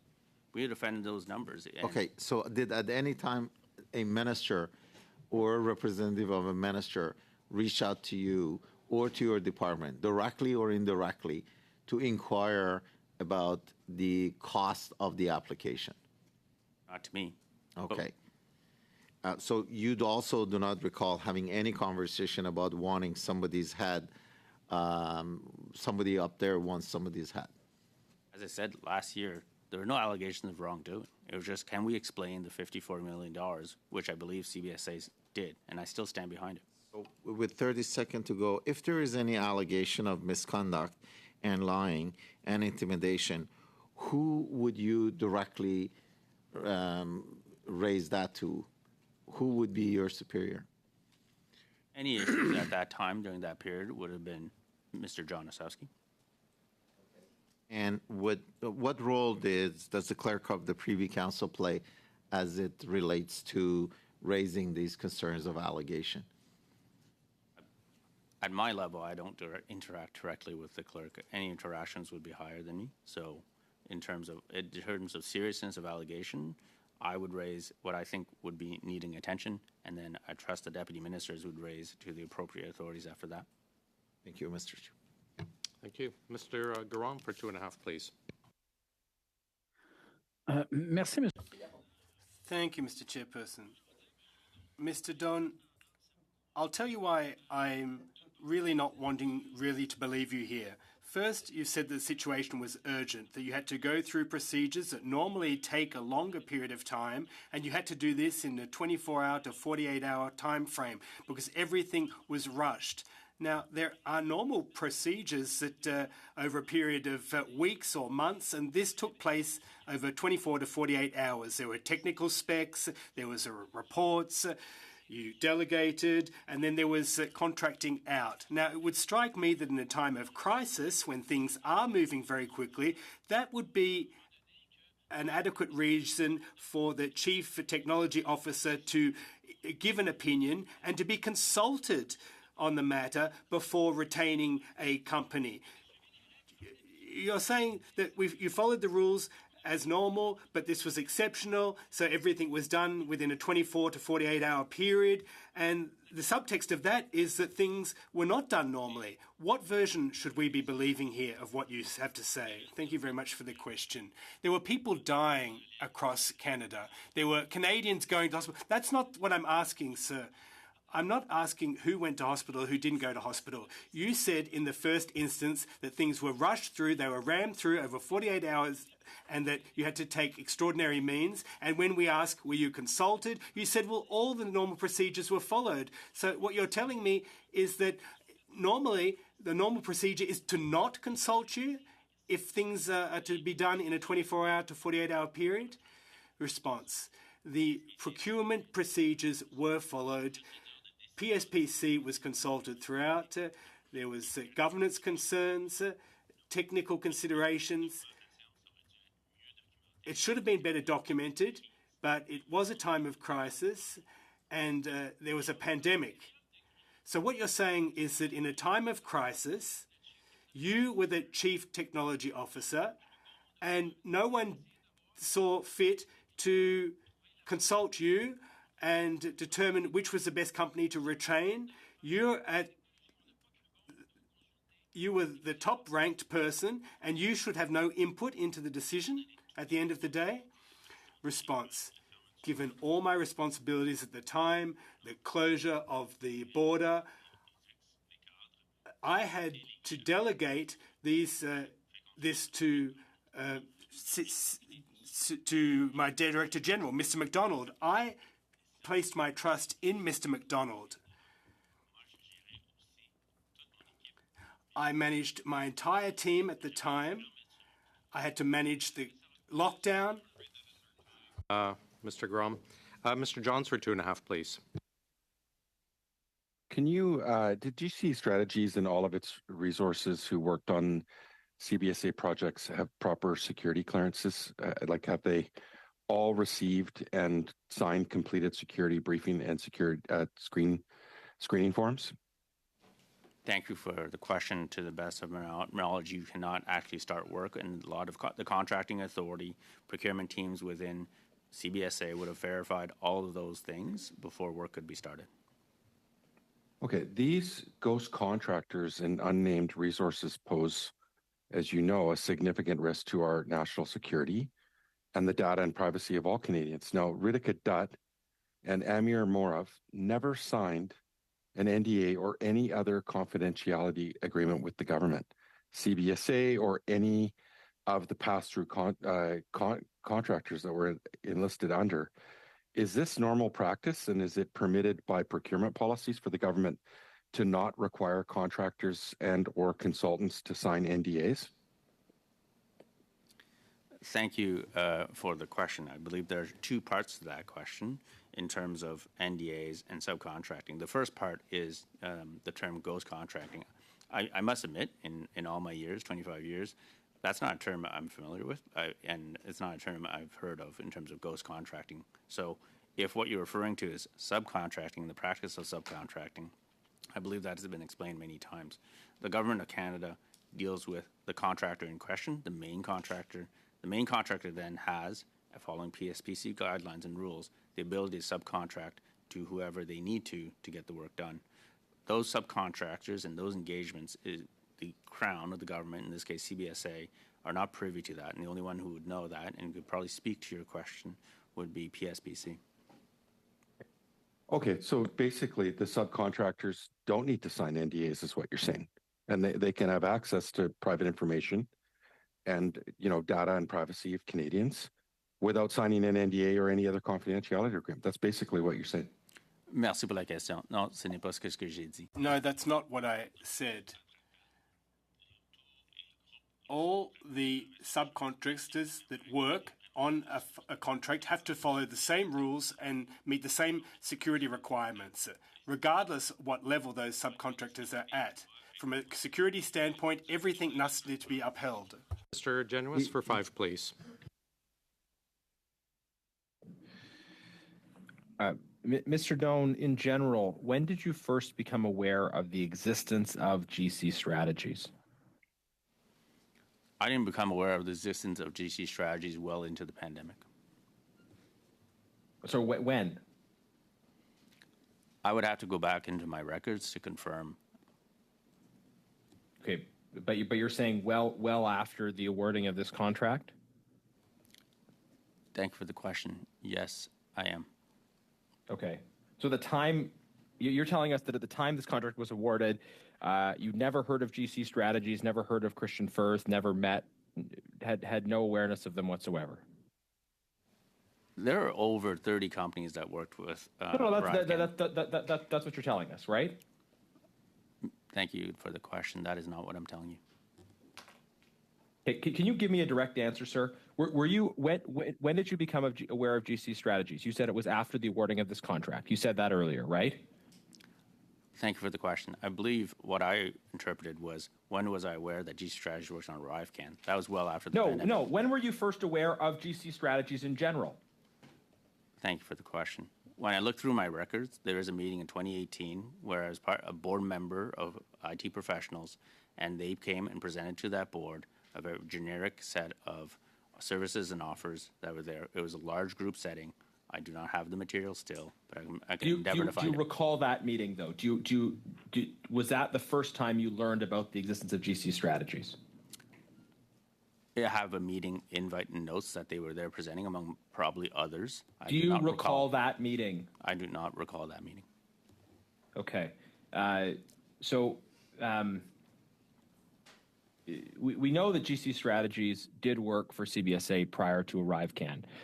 When, in your recollection, did you first become aware of the existence of GC Strategies? So, thank you for the question. Other than them being a presenter at a board meeting, then after that, I know that GC Strategies was on letterhead when the bottler demo was presented to us. Okay. Sir, I think everyone on this committee would be familiar with the phrase, make it look like an accident. And that's starting to seem to be what this is sounding like. Nobody is going to admit, apparently, to choosing GC Strategies, but all kinds of factors were lined up in such a way that made it seem like it was the only choice. You were at the center of this choice, apparently. You say that you chose between the fully outsourced option, which you knew was from Deloitte, and the staff augmented option, which you say at the time you didn't know who it was coming from. Who brought this choice to you initially? How was it presented to you? This technical choice you tell us about. Materials here. They're essentially a bunch of emails that says, one is we're going to a Deloitte. There's a deck that is presumably from Deloitte with mock-ups and screens. There's a different deck that says this is the in-source option. The material is here. That second option that I talk about, there's no mention of GC Strategies anywhere. Okay, so you were presented with two options. One had Deloitte. One was presented as an in-source option, but it didn't have the name of the company involved. That's really weird, right? Did you think it was weird at the time? Did you say, hey, how come there's no mention of the company or companies involved? Thank you for the question. These options were developed over 48 hours. There's a very real possibility that at that time, things were moving so quickly, nobody even knew what company would be required or type of staff augmentation. There are many companies out there that do this type of work. So the first is, let's land on a technical direction. Okay, but you were presented with a fairly detailed deck explaining an in-source option, right? Thank you for the question. The deck was not fairly detailed. It was developed in 48 hours. It was mostly mock-ups and screens of what the first version that cost $80,000 could potentially look like. You cannot do a fairly detailed deck in 48 hours. But it had the mock-ups. It had the precise cost in it, and there was a company that was behind it, but that company wasn't presented in the deck. That's what happened, right? Thank you for the question. There was no precise cost in this. As I said, it was developed in 48 hours. It is basically saying, in what direction do we want to go? Here are early screens of what replacing a paper form can look like. And at that time, I don't believe anybody had an idea. That is our time, I'm afraid, Mr. Genuis. Mr. Sousa, go ahead, please.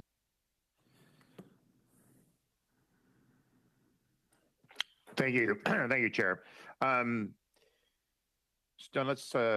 let's get a sense here of what is happening. We have a number of contractors that you deal with over many years. How long have you been on your job, Mr. Doan? I've been an IT professional for 25 years. In my current role, 6, I was about 5 to 6 years as the Vice President and Chief Information Officer of the CBSA. Okay. So over that period of time, over decades, has GC Strategies been a supplier to government over those period of time? Do you know? From what I've learned and what I've seen, they have been providing services for a number of years to various departments. Over various years, under various administrations of government? If memory serves, but I don't know exactly, I think they've been in business in the range of 12, 15 years, if not longer, but I don't know for sure. And how about Deloitte? Do you know how many contracts they have going with the government, thereabouts? I don't know for sure, but they are a multinational company that provides system integration, professional services, consulting. The number must be very, very high. Fair. And so you have these two organizations, one that's been around many years, dealing with various governments over a number of contracts. Deloitte, an international company, doing great work on a number of contracts. And your decision, from what I understand, correct me if I'm wrong, you were concerned about the integrity of the cloud and the safety of the information to be more in-house versus on someone else's platform. Is that correct? I prefer to use our existing resources, our existing cloud, and our existing code. And another factor in there in that decision was speed and agility. As I said, after this week, frankly, the first version was launched in about 5 weeks after that. When we deal with a multinational like that, that is impossible. Multinationals are properly documented. Everything is a change request. Everything is a negotiation. And when you deal with a multinational, by nature of it, it is much slower. There is no way that we would have had a solution in 5 weeks dealing with a multinational like Deloitte. Fair enough. So we are now, the issue with Bottler, that's a separate issue altogether. GC Strategies didn't have a contract. That's completely different. But now you've gone to ArriveCan, you're in the midst of a pandemic. Things are not normal. As much as you want to be able to proceed in a normal fashion, you're not in a normal state at this point. You're reacting to a lot of incoming, but you're maintaining the integrity that you think is appropriate regarding the procurement process. So explain to us what you mean by making a technical decision versus the procurement itself. So in the early days, the technical direction was to do staff augmentation, which would require a company to give us access to technical resources fairly quickly. As the pandemic evolved and ArriveCan evolved and got more and more complicated, more companies were involved, and successive contracts were engaged and necessary as well. In my recollection, specifically on GC Strategies, the first 3 contracts were sole sources, and the last contract was a competitive process, which they won. So you were not aware in the decision that you were making to have more internal control that GC Strategies would be part of that deal. You weren't looking at GC Strategies as a supplier at that point. Thank you for the question. No, I was not aware that that direction implied, and I'm not sure even at 48 hours later that was even a known thing. And in terms of what So as it proceeded, contracts were signed, GC Strategies became a supplier, one of 30, I think you explained. How much GC Strategies, what was their contract? How much were they making? Do you know? We have the breakdown. Thank you for the question. There's a breakdown in my material of how much each of the contracts were worth. What I understand is ultimately, although I've heard contradicting numbers here, the number that I have in my memory is around $11 million over 4 contracts over several years. And to be clear, the business model, they are not personally making $11 million. Depending on the rates that they charge to the subcontractor, they would make somewhere between $1.5 to $3 million, according to my math, over the span of 4 contracts and over the span of almost 2.5 years. Because GC Strategies would have solicited and would have gotten a number of other subs or other service providers to do the work. Is that correct? Thank you for the question. Yes, absolutely. Thank you very much, Mr. Sousa. We're going to do our final round now. Colleagues, we're a couple minutes ahead, so I'm just going to add 1 minute to each of the 6 interventions, starting with Mr. Brock for 6 minutes, please. Thank you, Chair. So I'm going to go back, Mr. Doan, to Mr. McDonald's statements last time that he appeared at committee. We talked about a number of lies that he claims that you have made. And now specifically, I want to talk about the alleged threats. In your opening statement, he claims, well, Mr. McDonald claims that he was directly threatened by you on more than one occasion. You claim that that didn't happen, that you did not threaten. So both versions of fact cannot be true at the same time. So I'll ask you again, is your version truthful, and was Mr. McDonald lying to this committee about you threatening him with respect to the exposure of GC strategies? Yes or no? Thank you for the question. My version is truthful. I never threatened Mr. McDonald. I said if we couldn't have come to an answer that the committee may turn to. I will, by extension, claim that Mr. McDonald was lying to this committee. I know that you have an aversion to using that language, probably as a result of some legal advice, so I'm not going to push you on that, but clearly you claim now, under oath, that your version is actually accurate. Did you actually seek advice from him on your initial upcoming testimony at this particular committee? He claims that you were so nervous, you were emotional, and at times you were crying, and you were desperate to get some guidance from him, even though he had been removed from the CBSA for close to a year at this point. You wanted guidance on how to testify at OGGO. Was that correct? Merci pour la question. Ce que j'ai dit tantôt, c'est que j'ai jamais. Thank you for the question. What I said is I never threatened Mr. McDonald. I did say that I did not threaten him. On how to testify at your first committee meeting, yes or no? J'ai demandé à M. McDonald. I asked Mr. McDonald, and it's in the material here, I asked him if he could help us clarify some facts considering what had happened at the agency in March 2020. He was closer to what had happened. I have an actual copy of the email that Mr. McDonald wrote on the 29th of October 2022 at 11:28 in the morning. It was sent directly to you. It was CC'd to Kelly Belanger. It was CC'd to Carol Sabarin, to Antonio Utano, and to a Josh Bird. This was the subject matter of the Globe and Mail story that broke on October the 4th, 2023.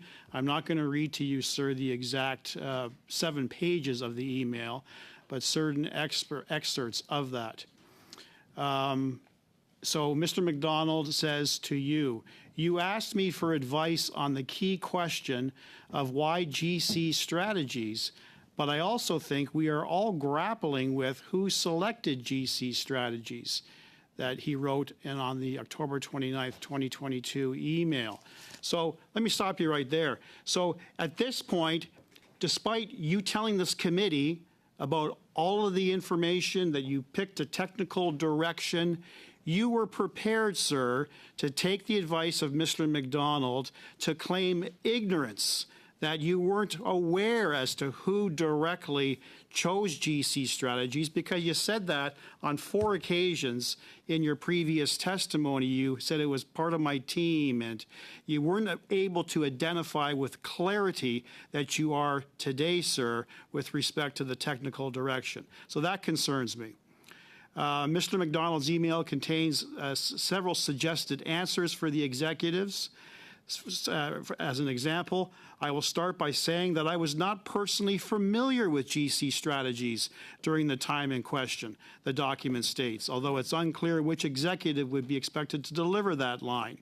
The email also predicts some of the questions they will be asked. If pressed, come on, we want some accountability here. Who decided? How did this company get a contract for almost $9 million? Who made money off of this? Who is getting rich off of taxpayer dollars, the document states, followed by a recommended response.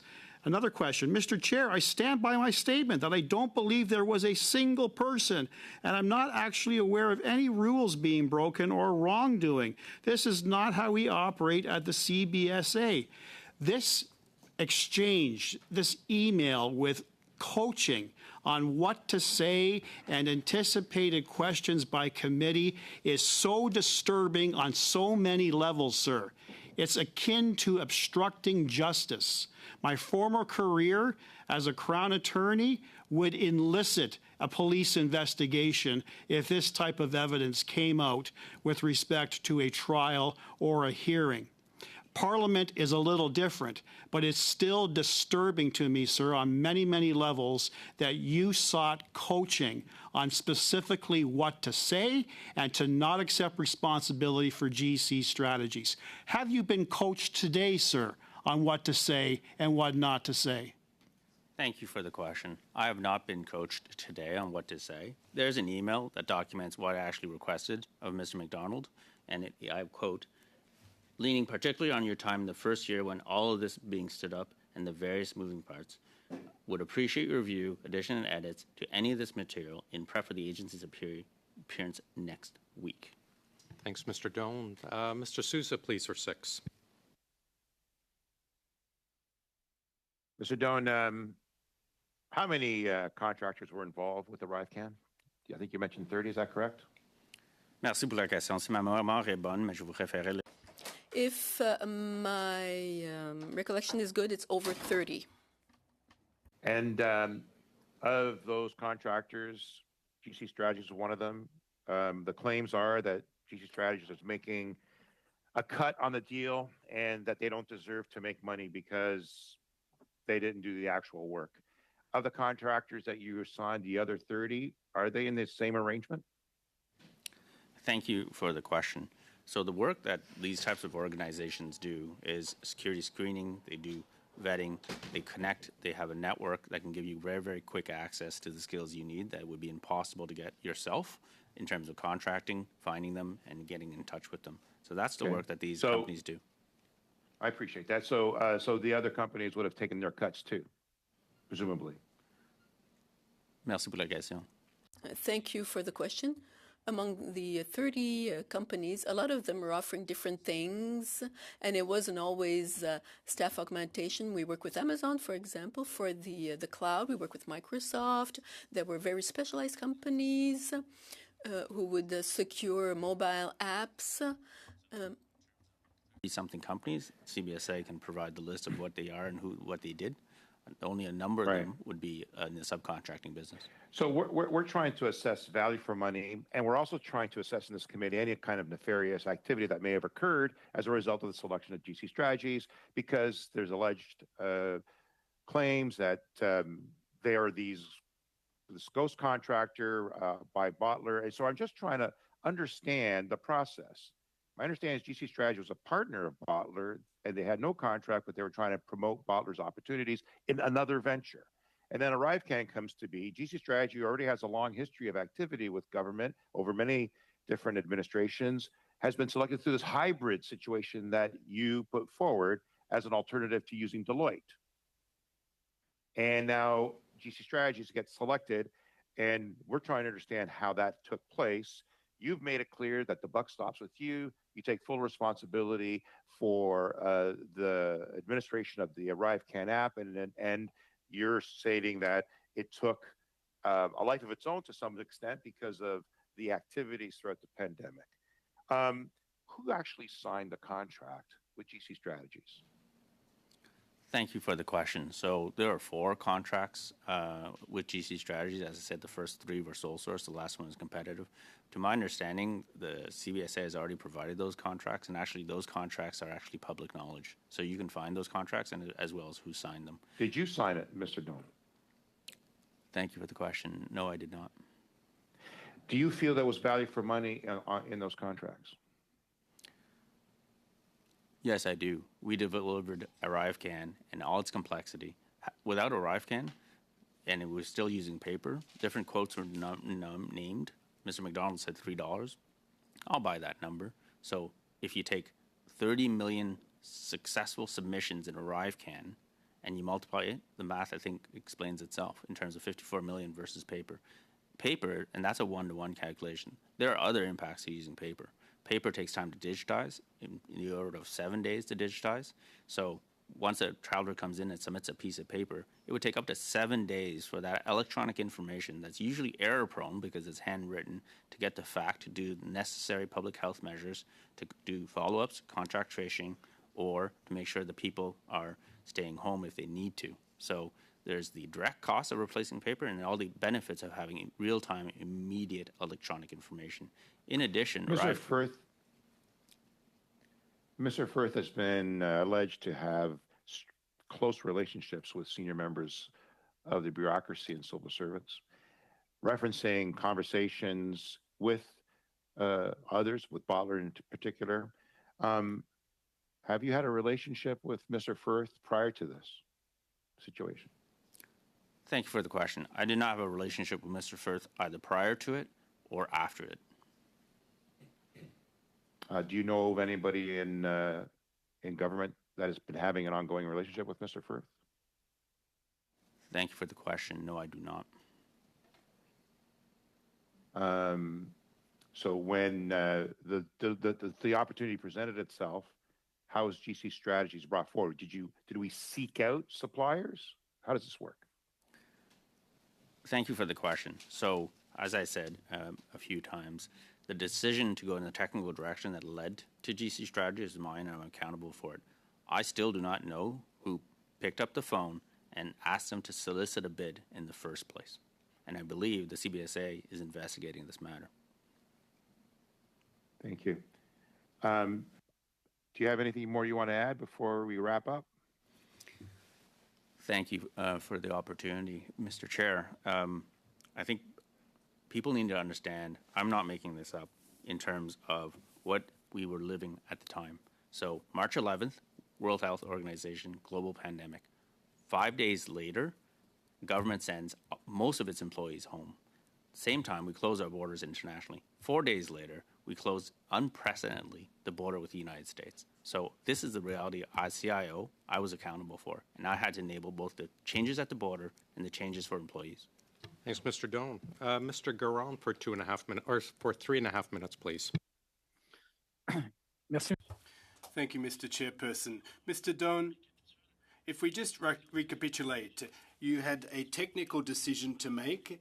So should we completely subcontract out, or should we have a hybrid model? Is that correct? Thank you for the question, Mr. Chairperson. Yes, you've understood correctly. Now, when you received the report, there was Deloitte that could have provided a fully outsourced solution, and then there was a second option, if I've understood correctly. Thank you for the question. Yes, you've understood correctly.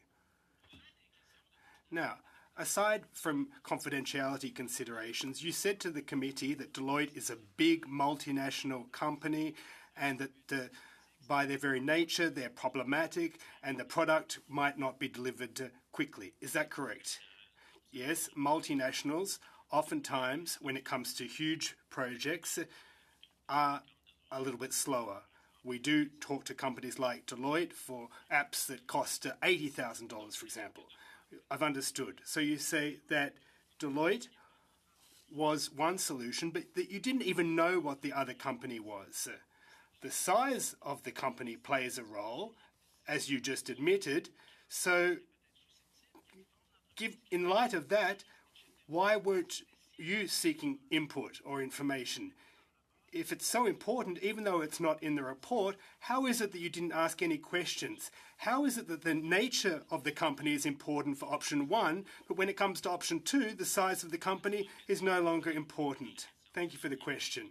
Well, the way you formulated the question is there were 2 companies. Well, no, there were 2 options, and you only knew which company was for one option. My question is, why weren't you concerned about the size of the company in the case of the second option? My question was very specific. It's not how you just characterized it, and I'm expecting an answer to that question. Thank you for the question. There was no company associated directly with the second option, and I don't think one necessarily asks about the size of a company. PSPC. So in our decision making around this, I am not of the habit to ask of the hundreds of companies and vendors how big are each an individual company. I asked for a specific technical direction, and that technical direction at the time, there was no association to any specific company. La nature, la taille de l'entreprise. So the size of the company was an issue for the fully outsourced option, but when it comes to the second option, it didn't cross your mind, it wasn't important, it's not your way of doing things when it comes to the second option. You can understand why this strikes us as unusual. And ultimately, the contract was awarded to 2 individuals working from their basement. So my question is, why didn't you ask any questions when that report was issued? You're entitled to ask questions about the nature of the company that would be going after resources. Why didn't you ask any questions? Response: I don't know how many employees work for Deloitte. I know it's a multinational company. So it's not how many employees. Why didn't you ask the question in the case of the second option, i.e. the nature of the company? It strikes me as quite normal. There was no company associated with the second option. And run Mr. Johns for 3.5, please. Sorry, so you said, can you tell me again what you think GC Strategies made after costs? Thank you for the question. I gave you my quick math depending on rates. We are not privy to the rates that these companies charge. What's the amount you just quoted earlier in this committee that you said that you think that they made on their $11 million contracts with ArriveCan? Thank you for the question. So watching these appearances, I did hear them say that their typical rates are between 15 and 30%. So I did math of 15 to 30% of $11 million. That is not a factual statement of mine. That is what I heard them say. I do not know what rates they charge, and the rates change depending on which subcontractor they deal with. To my knowledge, to be corrected, only PSPC would know that information. We do not know that information. But say it's 20% on 11 million. That's a couple $1 million. They've done $55 million with Canada as a whole, outside of ArriveCan in total. This is, a $10 million reward for 2 individuals over a couple of years. Do you see anything wrong with that, given that they don't have an office or any staff? You said that, we understand it's value for money, that their job is to do screening, vetting, to connect people. I mean, they altered resumes. They fraudulently changed resumes. That's how the screening went. In terms of vetting, I mean, no one signed any security briefing or screening forms. There was no NDA that was ever signed or a confidentiality agreement. I mean, this sounds like a disaster in terms of value for money. Would you not agree that there should be some changes? Thank you for the question. The allegations around CV changing, I'm not part of any of those investigations, and I can't speak to that. In terms of the subcontracting model, this exists everywhere. This exists in the private sector, in the construction business or others. So this is a model. Well, it shouldn't exist in the federal government. So $10 million, do you not believe that you could hire a firm for $10 million or actually employees within the department, $10 million, hire 2 individuals that could do this kind of work? For ArriveCan, we needed access very quickly, as I've said, to many different types of skills, cybersecurity and others that we didn't necessarily have. I'm just asking you, do you think you could hire someone with those kind of skills with that kind of money? The government of Canada is working very actively to increase our IT skills and resources, but we're in very, very hard competition with the private sector, who offer much more generous compensation packages for skills like cloud, artificial intelligence, and others. The other reality is it takes a long time to hire somebody from the outside with the government. So a long process. Not for that kind of money. So Ms. Dutt sent an email, the second email, with allegations of misconduct in December of 2021. Bottler's project was terminated the very next day. I have to say the timing of this stinks of reprisal, especially since just a couple weeks earlier, CBSA was telling Bottler they were assigning new resources to aid the project. So what changed? Why was Bottler's project terminated? And I asked PSPC this question, but they couldn't answer. If you can't, then I'd like CBSA to answer this in writing. From what I've heard of these committee appearances, there were no allegations in 2021 raised by Bottler. Mr. Utano spoke to this. There was a contracting dispute. PSPC was engaged, and the issue was resolved, from what I understand, fairly quickly. The allegations of wrongdoing from Bottler surfaced in November of 2022. Resolved, they were turfed. That is our time, I'm afraid. Mr. Genuis for 6 minutes, please, and then we'll finish with Mr. Jouari for 6. During his testimony 1 week ago, Mr. McDonald said the following, quote, I believe Mr. Mendocino was not happy. Mr. Mendocino wasn't there when ArriveCan kicked off and when all of this was going on, but there was a lot of news about ArriveCan. Min was worried that either he or Jonathan Moore were going to get fired. So he was talking about somebody's head on a platter. And he said because Jonathan Moore had made a whole bunch of mistakes from an accounting perspective, talking about how much ArriveCan cost, it would go his way or it could go Mr. Doan's way because Mr. Doan was the CIO at the time. Then he turned. We were on the phone, but he stopped the conversation and he just said, you know, Cam, if I have to, I'm going to tell the committee that it was you. End of quote. Mr. Doan, in that section of his testimony, was Mr. McDonald telling the truth? Merci pour la question. Thank you for the question. I didn't brief Minister Mendocino on this issue. As I said, last year, there were no allegations. I'm going to jump in there. I asked you a very simple question, and we've had you for almost 2 hours, and you've struggled to give direct answers to simple questions. And I'm not going to go off this one. In that section of his testimony, was Mr. McDonald being truthful, yes or no? Thank you for the question. I am under oath, so yes, I am being very careful about my statements because I'm under oath. I understand what. But you still have an obligation to answer questions before a parliamentary committee. You have an obligation to answer those questions, sir, and not doing so is contempt of Parliament. Again, were Mr. McDonald's statements truthful, yes or no? Thank you for the question. I am trying to answer the question. So there are different elements of that quote that you read to me that in terms of what is truthful, in terms of what is engaging. Were some elements of that quote untruthful then? Last year, nobody was looking. Are there to any fire elements anybody. of that quote, sir, that are not accurate? I can get that in writing. Can you repeat the quote for me? Sir, the quotation, I have limited time, and the quotation was directly from Mr. McDonald's testimony. You heard it. Was Mr. Generous, I'm going to interrupt you for a second. Please repeat the quote. I will allow the extra time. And Mr. Doan, I'm going to just read from you, right from witnesses, for swearing of witnesses, procedure and practice. It states, refusal to answer questions or failure to reply may result in a charge of contempt.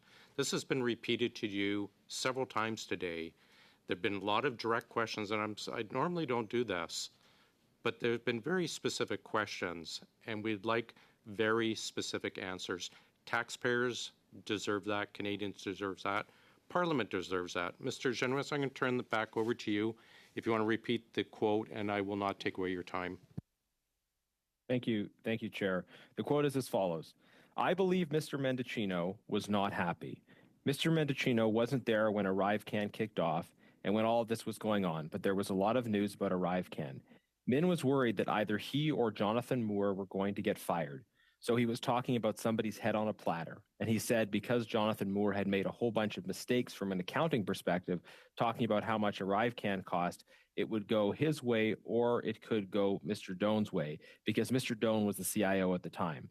Then he turned. We were on the phone, but he stopped the conversation and he just said, you know, Cam, if I have to, I'm going to tell the committee that it was you.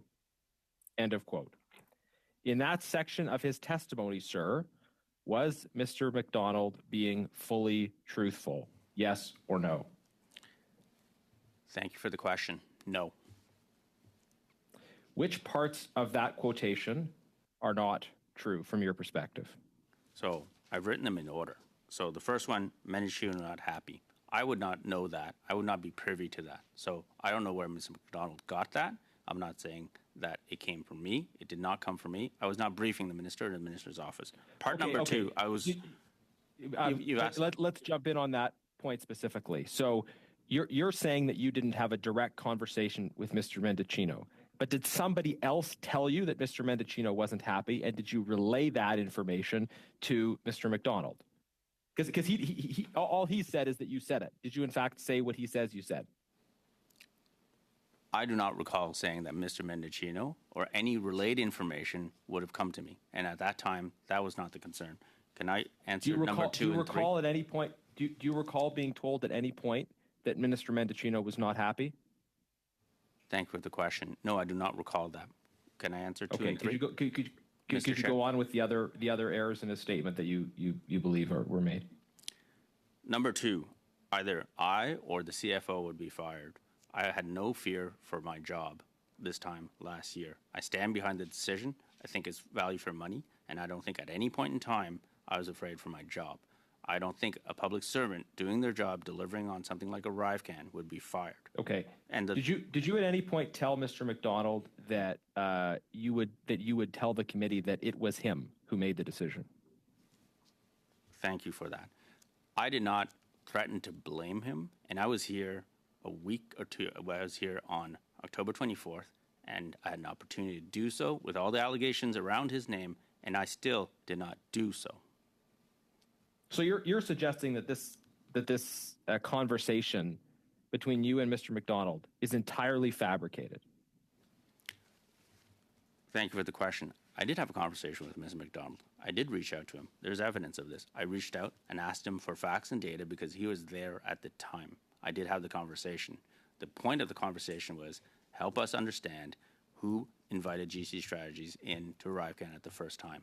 We absolutely did have a conversation. Okay, but these various particular points you're saying are not accurate. With respect to the minister's office, did you have any information shared with you about the perspective of the minister or the minister's office in relation to this procurement? Thank you for the question. I do not recall anything from that perspective, or from the minister's office, or from the minister, and I was not briefing the minister on this topic. Did you receive any direction along these lines regarding Deloitte, regarding the selection, regarding how people felt about it from Mr. Osowski, Ms. O'Gorman at any points? I do not recall getting any direction on any of these matters. In terms of technical direction, this would not be something that a deputy minister would normally get involved in. Okay, so to summarize your testimony, you were given two options. You knew that Deloitte was behind one of the options. You did not know that GC Strategies was behind the other. You chose the option for the company that involved a company that you weren't aware of. You don't know who made the decision regarding GC Strategies. You at no point heard from or consulted with your bosses within the department. And Mr. McDonald fully fabricated significant aspects of your conversation with him. I find that testimony quite unbelievable, frankly. But that's what you have to say? Yes. And that is our time, Mr. Genuis. Perhaps Mr. Doan, you can get back to us in writing on that. Mr. Joari, please go ahead for 6. Thank you. One question on Arrivecan, and then I'll move to Butler. You talked about staff augmentation. Why wouldn't Deloitte consider it as a firm to be able to provide staff for your staff augmentation? Thank you for the question. Deloitte can provide, into my knowledge, in my experience with them, in terms of system integrators, major projects, major deliveries, hundreds of $millions of dollars. To my knowledge, I do believe that's a service they do offer, but that is not what they bring in terms of value. They bring a whole solution. So what we have here with GC Strategies is a task base. You have an overall contract, then I need very specific rules. I need to define a statement of work.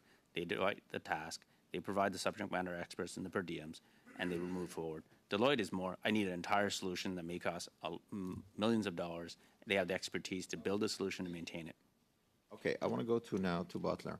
Now, you mentioned, and there is an email dating back to November of 2019, where you had instructed Mr. McDonald to look for a vendor, and he suggested that he had found Butler, and you asked for a presentation, and a PowerPoint deck was sent to you, and you provided a feedback that it's slim on content, and it's basically restating the problem.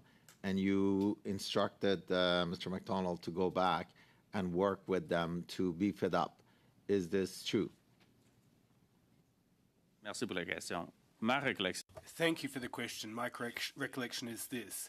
Mr. McDonald found a company, Butler, that was highly interested. I trusted him. I trusted him enough from a technological standpoint in order to set up a meeting with them. I did have a meeting with them. They gave me, presented a demo of their solution. I was highly impressed by the demo, the technology, and thereafter I suggested we take that to the VP of HR.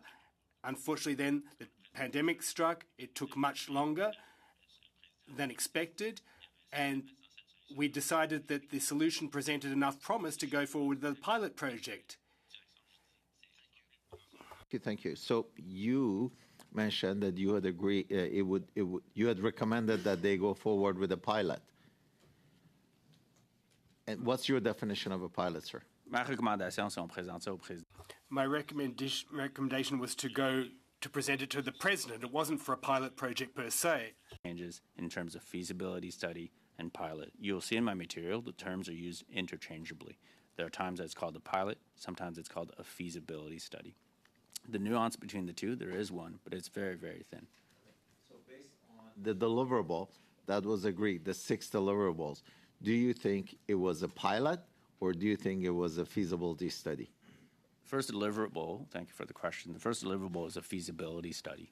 But eventually, what you do from a feasibility study is you have a piece of technology to say, is this a viable technology? Does it work? Does it deliver? Does it meet the business requirements?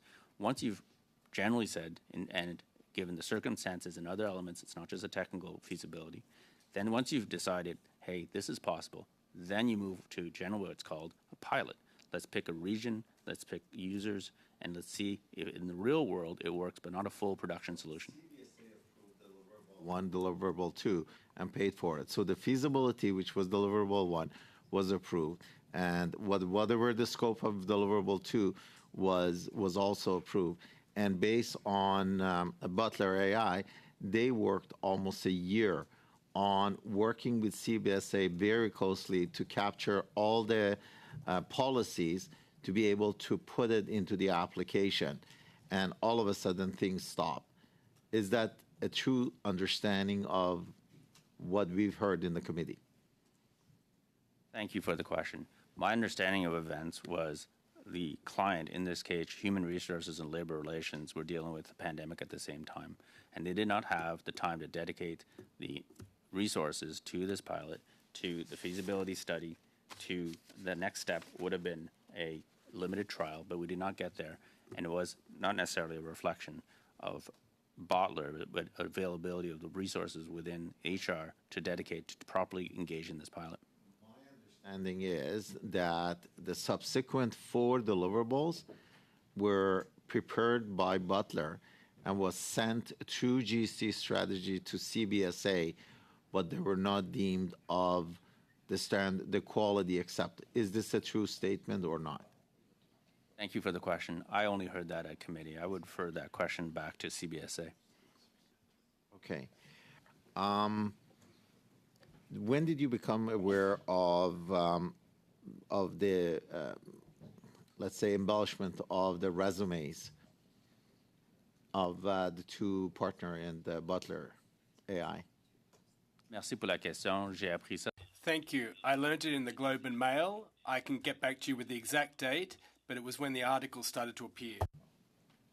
Okay. In your opinion, why was the project canceled? Merci pour la question. Selon moi, c'est... Thank you for the question. Well, because we didn't have enough time. I know that according to other testimony here, the product was not of sufficient quality, but I didn't have that information. So I'd refer that back to the CBSA. Thank you, Mr. Jawari. Before we finish up, Mr. Doan, thanks for joining us today. You had mentioned earlier how ArriveCan saved lives. Would you provide in writing to us quantifying that statement? We've heard it repeatedly by people that witness stand about how it's miraculously saved lives. Could you let us know how many and quantify exactly how it saved lives if you're making that statement? And then please just get back to us in writing with that, please. Mr. Genuis, you have your hand up. Yeah, Chair. I think we don't face the same resource constraints that we maybe normally do, and the witness has been fairly evasive, but has provided some somewhat more direct answers just in the last few minutes. I do wonder if there would be will of the committee to extend for another round and use the time we have while he's here. We can always call him back in the future, but I would suggest that we might use the time we have now to just go for another 20 minutes or so, get another round in. Sure. Let me just canvass the room on availability, and if there's desire, Mr. Jawari. Can we take a 2-minute recess? Sure. Why don't we suspend for a couple moments?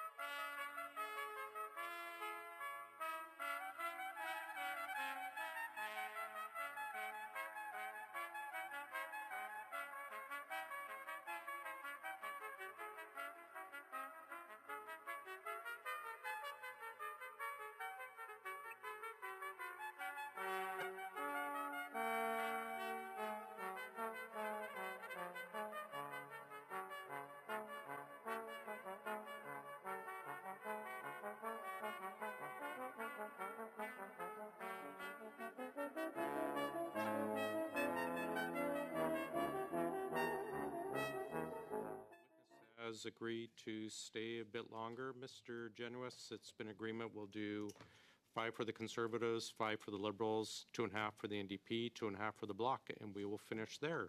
So, Mr. Genuis, why don't you go ahead for 5, please? Well, thank you, Chair.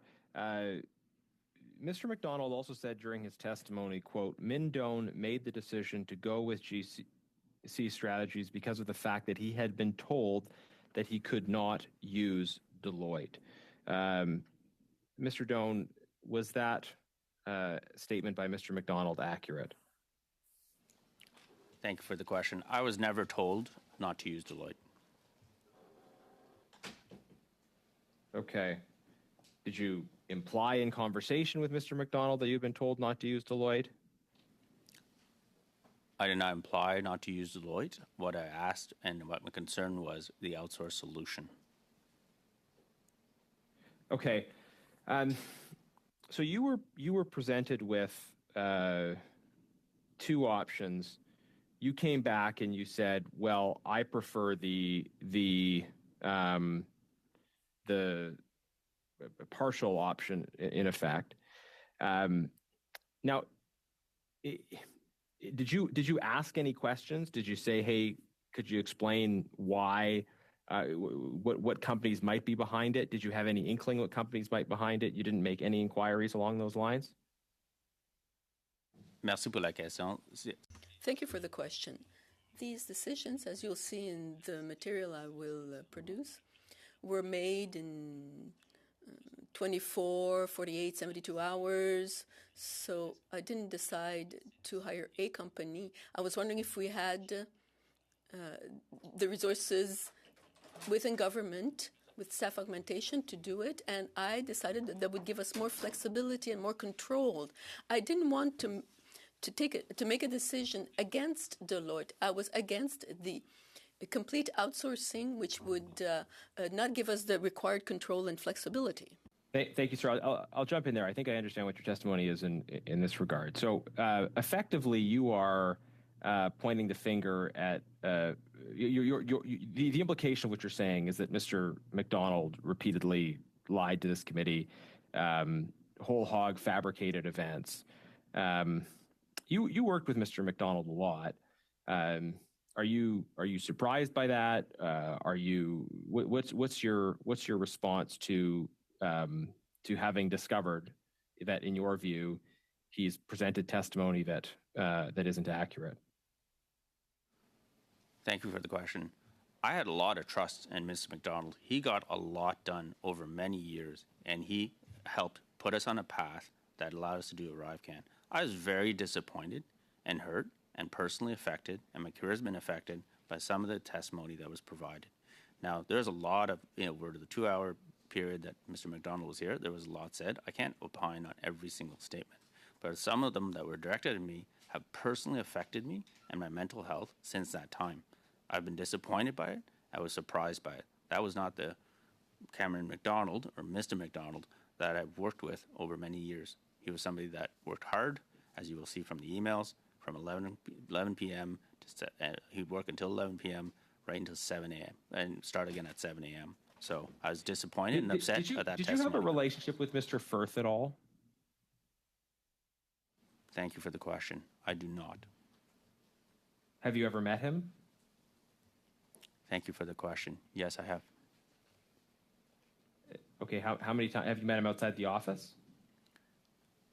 I have not met him outside the office. I met him he was present at the bottler demo in November, and I don't remember if he was virtual, but I believe it was so because it was pandemic. He was also present at the meeting where the demo was provided to the president.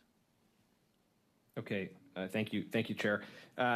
Chair, we clearly have a significant conflict in terms of testimony between senior public servants, and I find this dynamic very, very disturbing. I'd like the committee to request phone records, text message records of conversations between Mr. Firth and Mr. McDonald, and any records that may exist between Mr. Firth and Mr. Doan,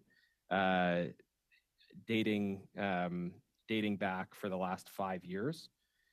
So phone and text message records between Mr. Doan and Mr. Firth, and between Mr. McDonald and Mr. Firth, and that those would be provided to the committee within 2 weeks by the individuals on both ends of those exchanges. I hope I have agreement to the committee to make those requests. Thank you, Mr. Genwes. I see thumbs up around the room. Wonderful. Our clerk has it all written down. He will follow up with the appropriate departments. Thanks very much. Mr. Joari, sorry, please. not departments, but individuals. Yes, that too. Yeah, thank you. Oh, Mr. Pawlowski, for 5 minutes, please. Okay, Mr. Dawn. Now, do you hear me okay? Because I understand you haven't done the sound check on me. Is that a problem? You're loud and clear. Okay, Mr. Dwan, you've been asked to provide evidence that ArriveCAN lived lives. Now, having studied public health, I would think that finding this kind of evidence is going to be very difficult. Always when you have a policy intervention on a macro level like that, finding proof that actually affected outcomes is going to be difficult, but I would suggest particularly so during a pandemic when there are all kinds of policy interventions taking place at the same time, to say what caused what is practically impossible. Now, let me ask you, Mr. Dwan, do you think that evidence is available to you to pass on to the committee? Thank you for the question. No, I do not believe that evidence is available to me. Now, Mr. Dwan, Mr. Genowes entered into his question the testimony of Mr. McDonald about what happened when they had the discussion about the discussion between you and Mr. McDonald as to who decided to choose GC strategies. In that, it was specifically mentioned something about somebody's head on the platter, Mr. Mendicino, who is going to take the fall for that. Now, you've said some of that isn't true, but you had that conversation. Could you tell me the contents of that conversation? I'm not sure how many months later you're going to recall all the specifics as to who said what, but can you let us know in general what that conversation was about? Thank you for the question, Mr. Chair. I reached out and called Mr. McDonald and asked him for more facts and data in a period of time that was fairly poorly documented. We exchanged. I asked him the question, do you know? He said no. We did have a conversation where he proposed what I'm talking about today, which was, Min, you chose a strategic direction that led to GC strategies. I've had the same conversation here at committee, and I said, well, that's not a direct decision to choose GC strategies. We couldn't have come to an agreement on this very important difference. I said, if you can provide anything that you can, this is the situation that we face. I did say that if we can't come to a point where some more factual information and documentation is made available, I may have to refer him to the committee. And that is also a fact, and that was it. Now, so from what you said, the point of contention in that meeting was who chose GC strategies. So when you actually talked, neither of you could decide who actually made that decision? Thank you for the question. His point of view is because I picked a direction that I made the decision. After that, he wrote a note, and in that note that was meant for me to say, it says I was not aware of the GC Strategies company, and I quote, I was not part of the decision. That was his handwriting, his personal writing. I being Mr. McDonald, he wasn't aware. No, he wrote that for me. He was not going to that committee appearance. Okay, so, and sorry if this question's come up before, it seems like the two of you were main actors in this. If it wasn't you, who could have made the decision? Thank you for the question. The decision are two parts. One is technical. I've been clear. I made that decision. The other one is who called GC Strategies and asked them for a bid in the first place. I don't know who that is. Okay. Mr. Jawari, do you have any other further questions? No, Mr. Chair. Well, thank you very much. Mr. Garon for 2.5, please.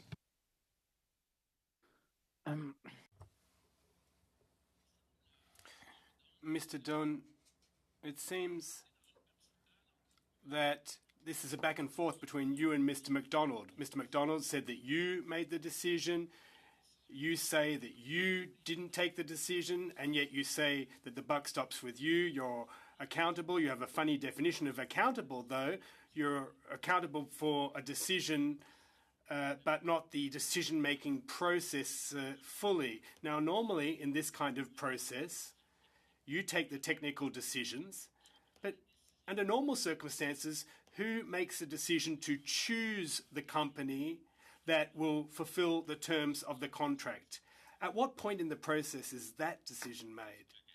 Thank you for the question.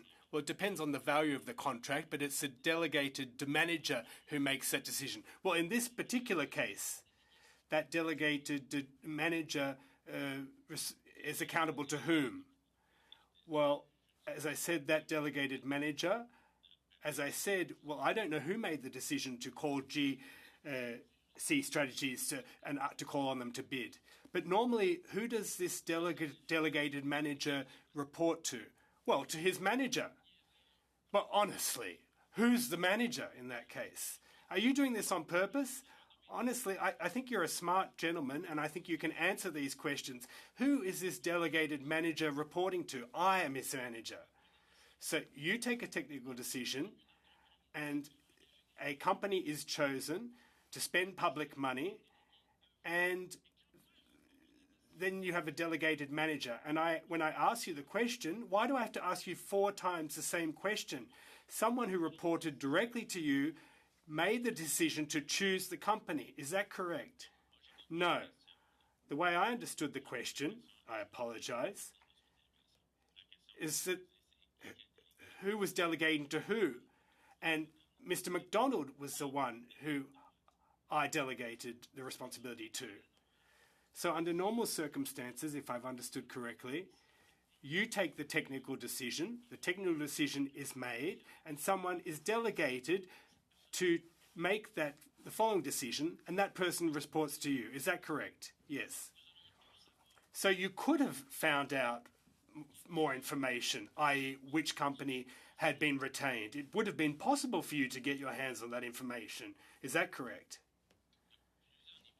Well, there are several areas or levels of delegation. The delegate has the authority to make the decision without consulting me. Mr. Johns, please, for 2.5. Did the CBSA president task you or Mr. McDonald or anyone else with filling the CBSA's need in response to C-65? And what was the president's initiative? Thank you for the question. It wasn't a task. At the end of a briefing with the executive committee around the sexual harassment cases that were happening around CBSA, he turned to myself as Chief Information Officer to say, are there innovative ways? So it was a question to look at what is out there in the industry that could potentially solve sexual harassment in a different way. Then I turned that to my DG of Innovation to look for a solution. Okay. In terms of the back to the standard practices, we've heard about standard practices, and I find them outrageous when it comes to the procurement tier. And PSPC admitted that there's literally no limit on the commission's contractors can pocket on government contracts. So if you've got a project like Bottler Software where the contractor takes 15 or 20%, the subcontractor takes another 15 to 30%, then the actual people doing the work get what's left. So say $100,000 of federal government money spent on a project like that, it could end up being only $56,000 actually goes to the project work. Now, the government could get the exact same thing for half as much based on that. And there are contracts with even more layers and steeper commissions than that, as you know. So the government's admitting they don't know how deep these commissions go. As the Treasury Board Secretary is mandated to make policy recommendations to protect tax dollars. As a CTO, will you do everything you can to stop this runaway graving trading by imposing a limit on commissions? And why isn't the government hired its own IT recruiters? Like by the numbers we're seeing, you could hire 10 IT recruiters at the governor general salary based on what GC Strategies got and still save millions of dollars a year. Thank you for the question. My role as Chief Technology Officer is setting enterprise direction on IT. There are different parts of the Treasury Board that set directives on expenditures and other policies. I can't speak on behalf of all of Treasury Board. I find that hard to believe. As the CTO, you can't make recommendations to hire within-house to save millions of dollars of taxpayer money and have that expertise in-house. You're saying that you have no say in it, no involvement in improving efficiencies and saving taxpayers' dollars. Thank you for the question. In the technology direction and decisions and enterprise standards that I set, that is actually fundamental to what we do, not from a procurement perspective, but it also takes into account the different cloud technologies and others to ensure that what we deliver and the digital solutions that we deliver are delivered as effectively as possible. So absolutely taxpayer dollars is front and center in the technology perspective. The element around procurement is a different part of Treasury Board Secretariat and PSPC. But taxpayer dollars in terms of the investments and technology investments we make is front and center in everything that we do. Thank you very much. And we are done with that round. Thank you, everyone, for your patience as always. Mr. Dewan, thank you for hanging around for an extra 25 minutes. Unless there's anything else, we are adjourned. Thank you.